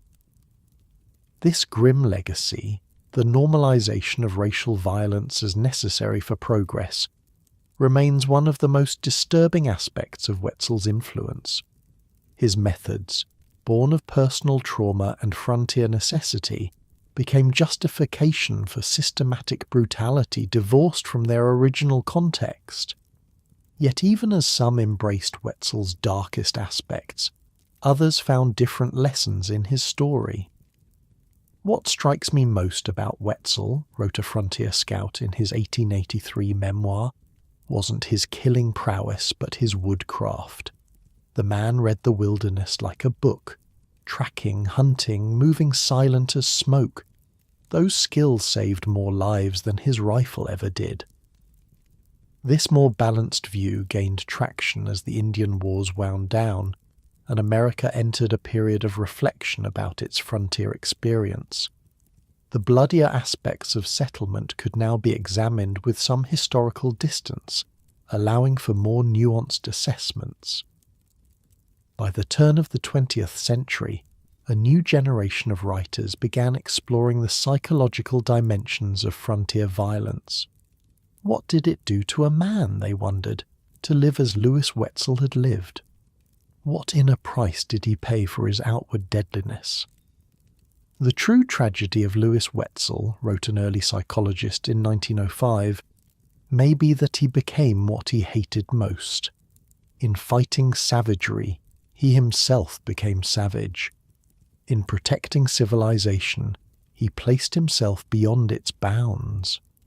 This interpretation gained further depth as Americans began reckoning with the traumas of the First World War. Suddenly, the experiences of young men forever changed by violence took on new relevance and resonance. Louis Wetzel could be understood not just as hero or villain, but as casualty, a boy whose formative trauma shaped the man he became.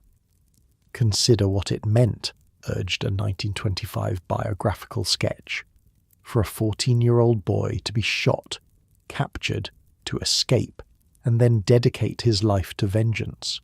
Is it any wonder that Louis Wetzel became what he did? The wonder is that he maintained any connection to humanity at all." This more compassionate view didn't excuse Wetzel's brutality, but attempted to understand it, to see the wounded child within the deadly man, to recognize how environment and experience shape even the most extreme human behaviors. By the mid-20th century, as America underwent further social transformations, new questions about Wetzel emerged. Was he a product of his time, or did he represent something timeless about American identity? Was his story a cautionary tale or a celebration of the individualist spirit that defined the frontier? In Wetzel, argued a cultural historian in 1953, we see America's complicated relationship with violence, our official condemnation alongside our private fascination, our public laws and our frontier justice. He embodies contradictions we still haven't resolved. This observation proved prescient, as the civil rights movement forced Americans to confront the legacy of racial violence. Figures like Wetzel became increasingly problematic. His casual killing of Native Americans, once celebrated as heroism, now appeared as something darker, an early chapter in a long national story of racial elimination. Yet even as this critical reassessment gained momentum, Wetzel retained defenders who insisted on viewing him within the context of his time and circumstances. "Before we judge Wetzel too harshly," cautioned a West Virginia historian in 1961, "we should remember that he lived in a world where mercy was often fatal. The moral luxury of condemning his actions is available to us precisely because men like him secured the peace we now enjoy." This tension between understanding historical context and applying more universal moral standards continues to shape discussions of Wetzel today. Was he hero, villain, victim, or some complex combination of all three? Perhaps the most honest answer comes from a Shawnee elder who in 1989 offered this assessment. "Your Louis Wetzel and our warriors were mirror images, men shaped by the same cycle of violence, each believing absolutely in the righteousness of their cause. The tragedy wasn't that they fought, it was that they couldn't imagine any other way to live.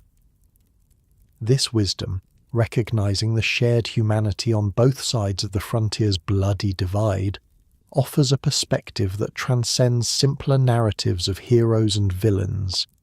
It allows us to see Lewis Wetzel not as icon but as human being, caught in historical currents larger than himself, making choices from a limited set of terrible options. It also reminds us that the frontier experience wasn't simply white settlers versus Native Americans, but a complex web of individuals, communities and nations, each with their own motivations, fears and hopes. Lewis Wetzel's brothers, for instance, followed similar paths as Indian fighters, creating a family legacy of frontier violence. Martin Wetzel, Lewis's older brother, fought alongside Daniel Boone and Simon Kenton, wielding a tomahawk as his favoured weapon. Jacob, the younger brother who had shared Lewis's captivity, carried his own scars from that formative trauma. The Wetzels weren't just individuals, noted a genealogist who traced the family history. They were a phenomenon, an entire clan shaped by frontier violence and dedicated to a particular vision of settlement and security. This familial dimension adds another layer to Lewis's story, suggesting that his choices were influenced not just by personal trauma, but by family identity and expectation.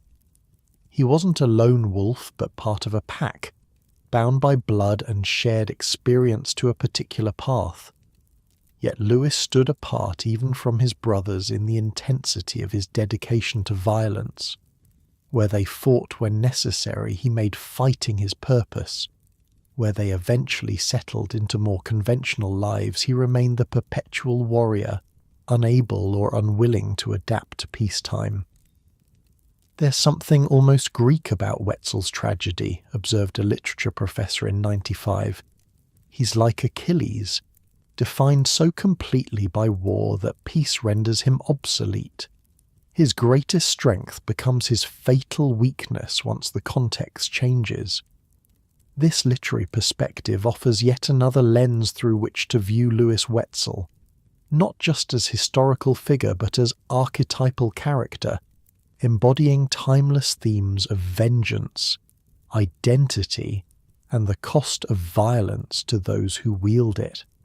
In recent decades, as Americans have become more willing to confront the darker aspects of frontier history, Wetzel's story has been increasingly approached through multiple perspectives, including those of the native peoples who were his primary targets.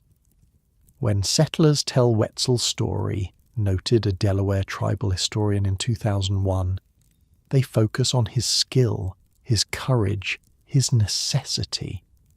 When we tell it, we remember the peaceful leaders he killed alongside warriors, the cycles of vengeance he perpetuated, the families he destroyed who had nothing to do with his personal vendetta. This more complete picture, seeing the ripple effects of violence from all sides, helps us understand not just Lewis Wetzel the man, but the broader patterns of frontier conflict that shaped American development. It also raises uncomfortable questions about how we choose our heroes and what values we celebrate in retelling their stories. Every nation needs its myths, wrote a cultural anthropologist in 2010. The question is whether we can mature enough as a society to embrace more honest myths, stories that acknowledge complexity, that don't require simplistic heroes and villains, that allow us to see our history in all its messy, contradictory fullness. For Lewis Wetzel, this more honest myth-making might mean acknowledging both his remarkable skills and his moral failures, both the trauma that shaped him and the suffering he inflicted, both his historical necessity and his personal excesses. It might mean seeing him not as hero or monster, but as human being, extraordinary in some ways, deeply flawed in others, forever marked by the wilderness that claimed him as both home and battleground. In the end, perhaps that's the most valuable perspective we can gain from Deathwind's story. Not simple judgment, but deeper understanding of how environment shapes character, how trauma creates legacy, and how the past continues to haunt our present. Because while Lewis Wetzel himself has been dust for centuries, the questions his life raises remain vitally alive. How do we balance security and humanity in dangerous times? What price are we willing to pay for safety? What happens to those who stand at the bleeding edge of conflict? And how do we remember them once the danger has passed? These aren't just historical curiosities, but urgent modern concerns. In a world still marked by violence and vengeance, still struggling to find alternatives to cycles of retaliation, Lewis Wetzel's shadow remains longer than we might wish to admit. Perhaps the best epitaph for this complex American figure comes not from historical records or frontier ballads, but from a simple observation made by a park ranger at Fort Henry in 2015. When visitors ask about Lewis Wetzel, she noted, I tell them he was exactly what his time and place demanded. The real question isn't whether we should judge him, but whether we've truly moved beyond the conditions that created him. As you drift towards sleep, comfortable in a world far removed from the dangers Lewis Wetzel faced, that question might be worth considering. Have we truly created a world where such men are no longer necessary? Or do we still, in crisis, call upon those willing to cross moral boundaries in the name of protection? The answer may not come before sleep claims you, but like Lewis Wetzel himself, it will be waiting when you awaken, challenging you to look more deeply at the stories we tell about our past and the realities we create in our present. The wind whispers through trees outside your window, gentler than the winds that once carried Deathwind through the Ohio wilderness, but perhaps carrying echoes of those distant storms. Listen closely, and you might hear what Lewis heard in those dark forests long ago. Not just danger, but possibility. Not just death, but life in its most elemental form. That's the final gift of frontier stories like Wetzel's, reminding us of our capacity for both terrible violence and remarkable resilience, for both moral failure and extraordinary courage. In that complexity lies our full humanity, as messy and contradictory as the frontier itself. The sun sets on the Ohio River Valley much as it did in Lewis Wetzel's time, painting the hills in gold and shadow, setting the water aflame with reflected light. But the world those rays illuminate bears little resemblance to the wilderness Deathwind once haunted. Where dense forests once stood, fields stretched toward the horizon. Where native war parties and settler militias once clashed, highways carry travellers safely across once contested ground. Where Lewis Wetzel once moved like a deadly shadow, tourists now visit historic sites, trying to imagine a world so different from their own. In Marshall County, West Virginia, not far from where the Wetzel family homestead once stood, a small cemetery holds what are believed to be Lewis Wetzel's remains, transferred there in 1942 from their original resting place in Mississippi. The modest gravestone bears no elaborate inscription, no grand epitaph, just a name, 2 dates, and the quiet acknowledgement of a life that bridged 2 centuries and 2 worlds. Yet this simple marker represents just one physical manifestation of a legacy that extends far beyond stone and soil.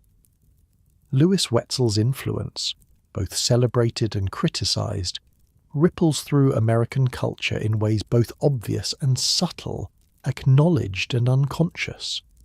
Most directly, his name marks the landscape he once defended.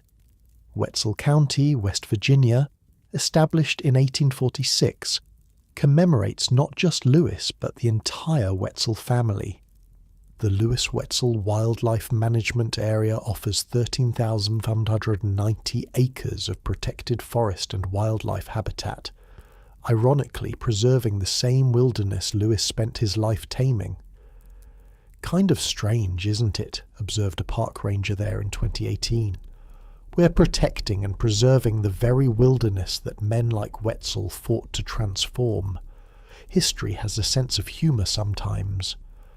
But Wetzel's most enduring legacy exists not in place names or monuments, but in literature and popular culture, where his exploits, both real and embellished, help shape America's understanding of its own frontier past. The great Western novelist Zane Grey, himself born in Ohio, immortalized Lewis Wetzel in a trilogy of frontier novels, Betty Zane, The Spirit of the Border, and The Last Trail.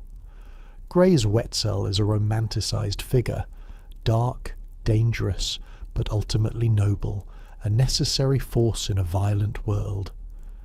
"He's like the shadow of the frontier," says one character in The Spirit of the Border, "wild, free, deadly to his red foes, yet gentle to his friends." Gray's novels, published in the early 20th century, reached millions of readers, cementing Wetzel's place in the national mythology of frontier heroes. Through these widely read works, Deathwind's influence extended far beyond the Ohio Valley, becoming part of America's collective imagination of its own past. "I first encountered Lewis Wetzel in a dusty copy of Spirit of the Border when I was 12, recalled Western historian Dale Walker. Gray's version was heavily romanticized, of course, but it captured something essential about frontier life: the constant tension, the brutal choices, the grey areas between survival and savagery. This literary Wetzel, part historical figure, part frontier archetype, influenced generations of American storytelling, from dime novels to Hollywood westerns.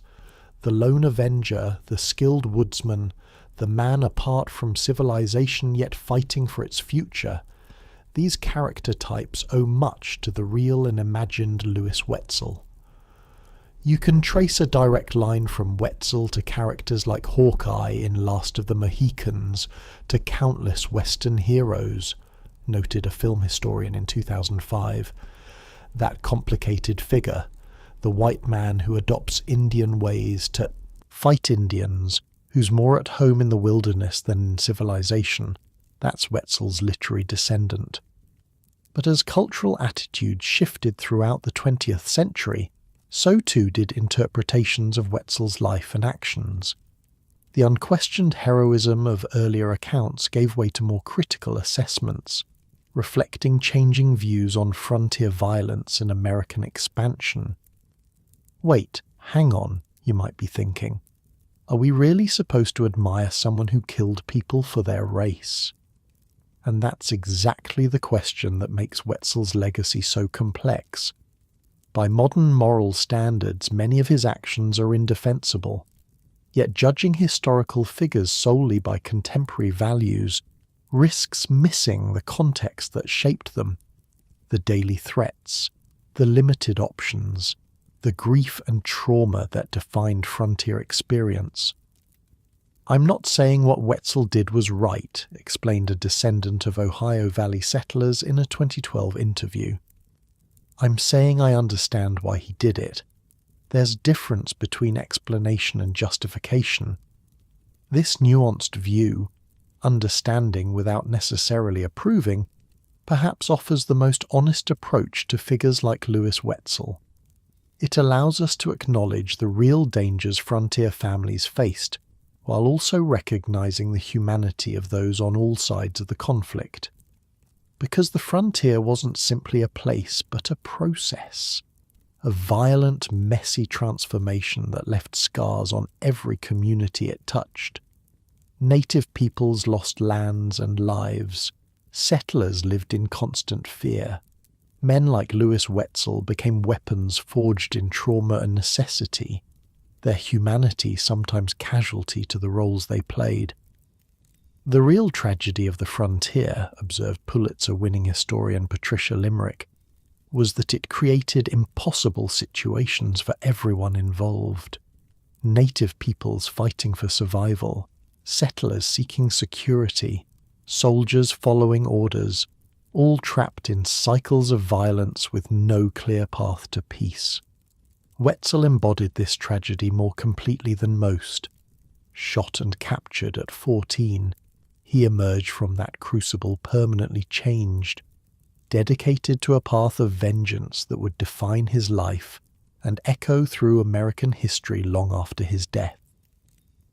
Imagine carrying that kind of trauma, suggested a psychologist specializing in historical trauma in 2019. No counseling, no processing, just the immediate need to survive. Of course, it shaped everything that followed. How could it not?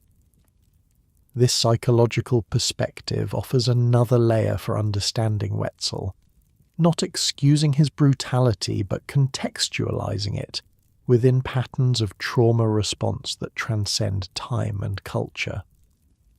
The boy who watched his younger brother dragged away, who felt a bullet tear through his own chest, who escaped against impossible odds, that boy never really disappeared, even as the man became legend. I always come back to that moment, reflected author Alan W. Eckert, whose Frontier histories include detailed accounts of Wetzel.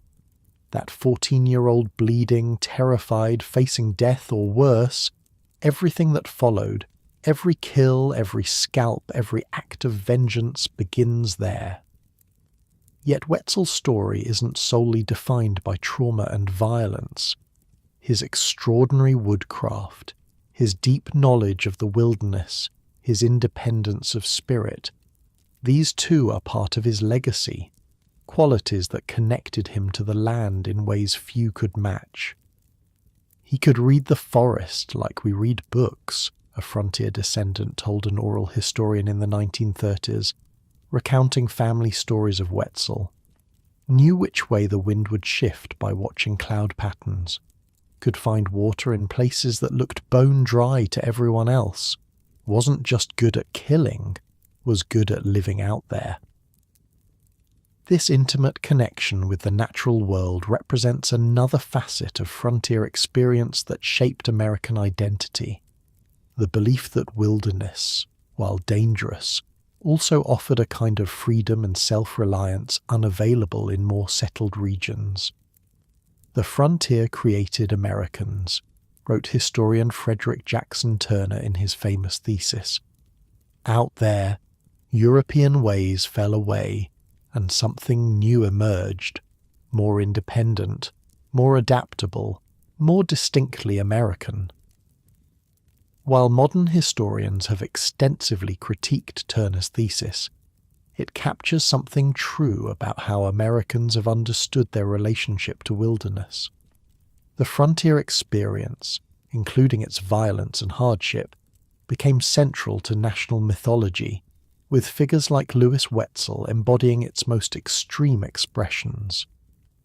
We want to believe we're civilized, observed a cultural anthropologist studying American frontier myths, but we also glorify the outlaws, the rebels, the men who take justice into their own hands.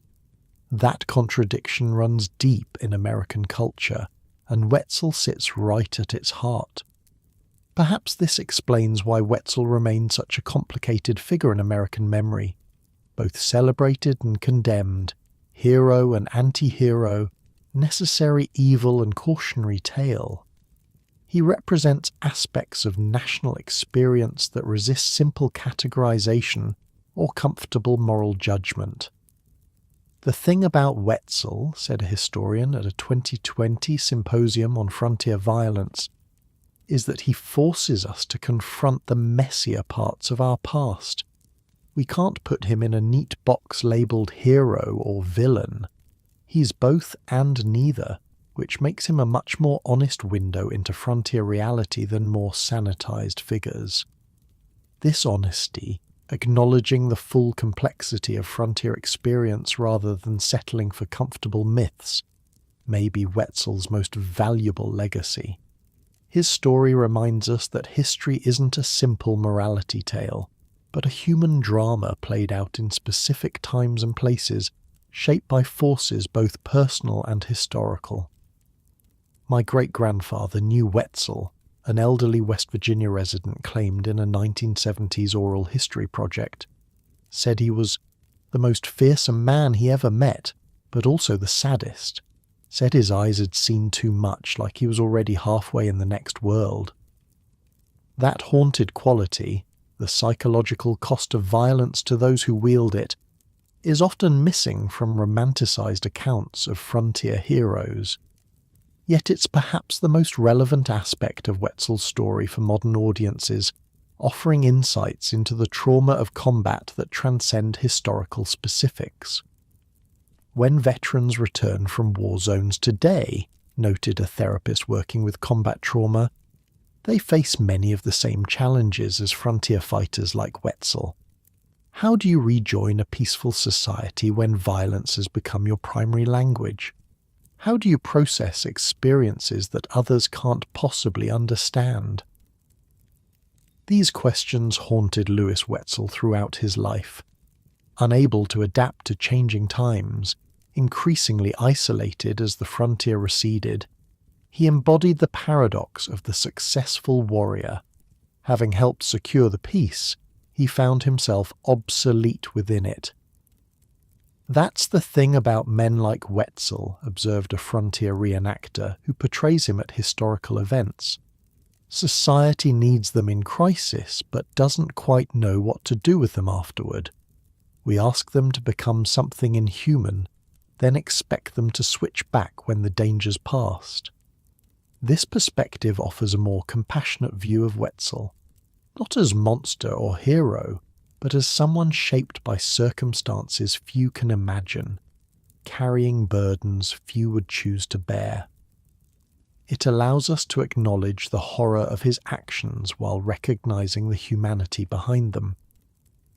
I don't think Wetzel was born to violence, suggested a biographer who spent years researching his life.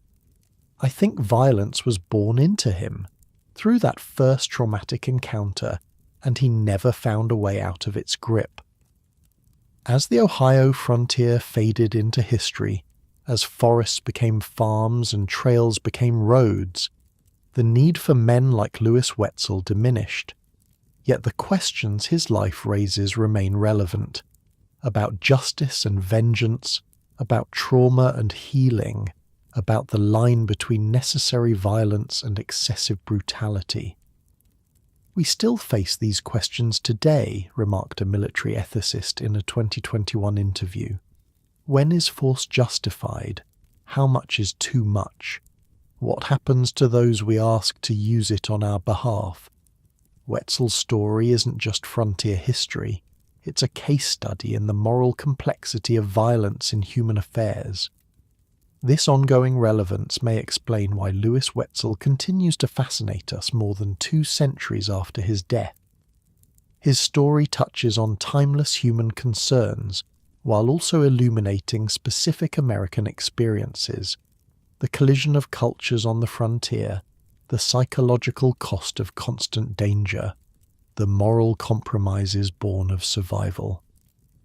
In the end, wrote a contemporary historian, Wetzel matters not because he was admirable, often he wasn't, but because he was real. His life, with all its contradictions and complexities, offers a window into a formative period of American experience that sanitized accounts can't provide.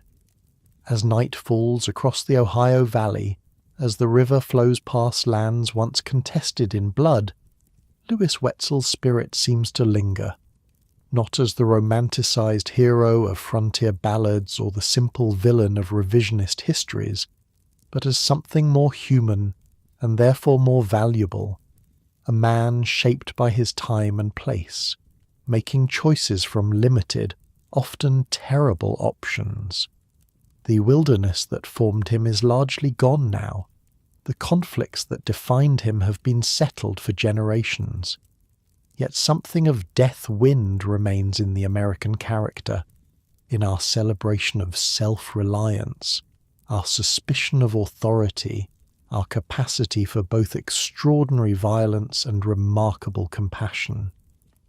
We are all, in some sense, Wetzel's children, suggested a cultural historian, shaped by the frontier experience even if we've never set foot in a wilderness. His story is part of our cultural DNA, whether we recognize it or not. As you drift towards sleep, warm and secure in a world Lewis Wetzel helped create but never lived to see, perhaps you can feel some connection to that distant figure, not endorsing his methods but acknowledging the shared humanity that bridges centuries and circumstances. The darkness outside your window isn't the same darkness that hid Wetzel as he stalked the Ohio wilderness. The silence isn't the watchful silence of a frontier night. The comfort of your bed bears no resemblance to the forest floor or crude cabin platforms where he snatched moments of restless sleep. Yet something connects you to that time and place, some thread of continuity that runs through American experience, linking your world to his despite the vast differences between them. Perhaps, as consciousness fades and dreams begin to form, you might glimpse something of what Lewis Wetzel saw in those ancient forests, the beauty alongside the danger, the freedom alongside the hardship, the possibility alongside the peril. And perhaps you might find, in that momentary connection across time, a deeper appreciation for both the distance travelled and the journey still ahead, as individuals, as communities, as a nation still wrestling with the complex legacy of its frontier past. Sleep well, knowing that the wilderness that once claimed Lewis Wetzel has been tamed, but never quite forgotten. Its echoes remain, softened by time but still audible to those who listen closely enough. And in those echoes, if you're very still, you might just catch the whisper of death wind, moving once more through the trees of memory.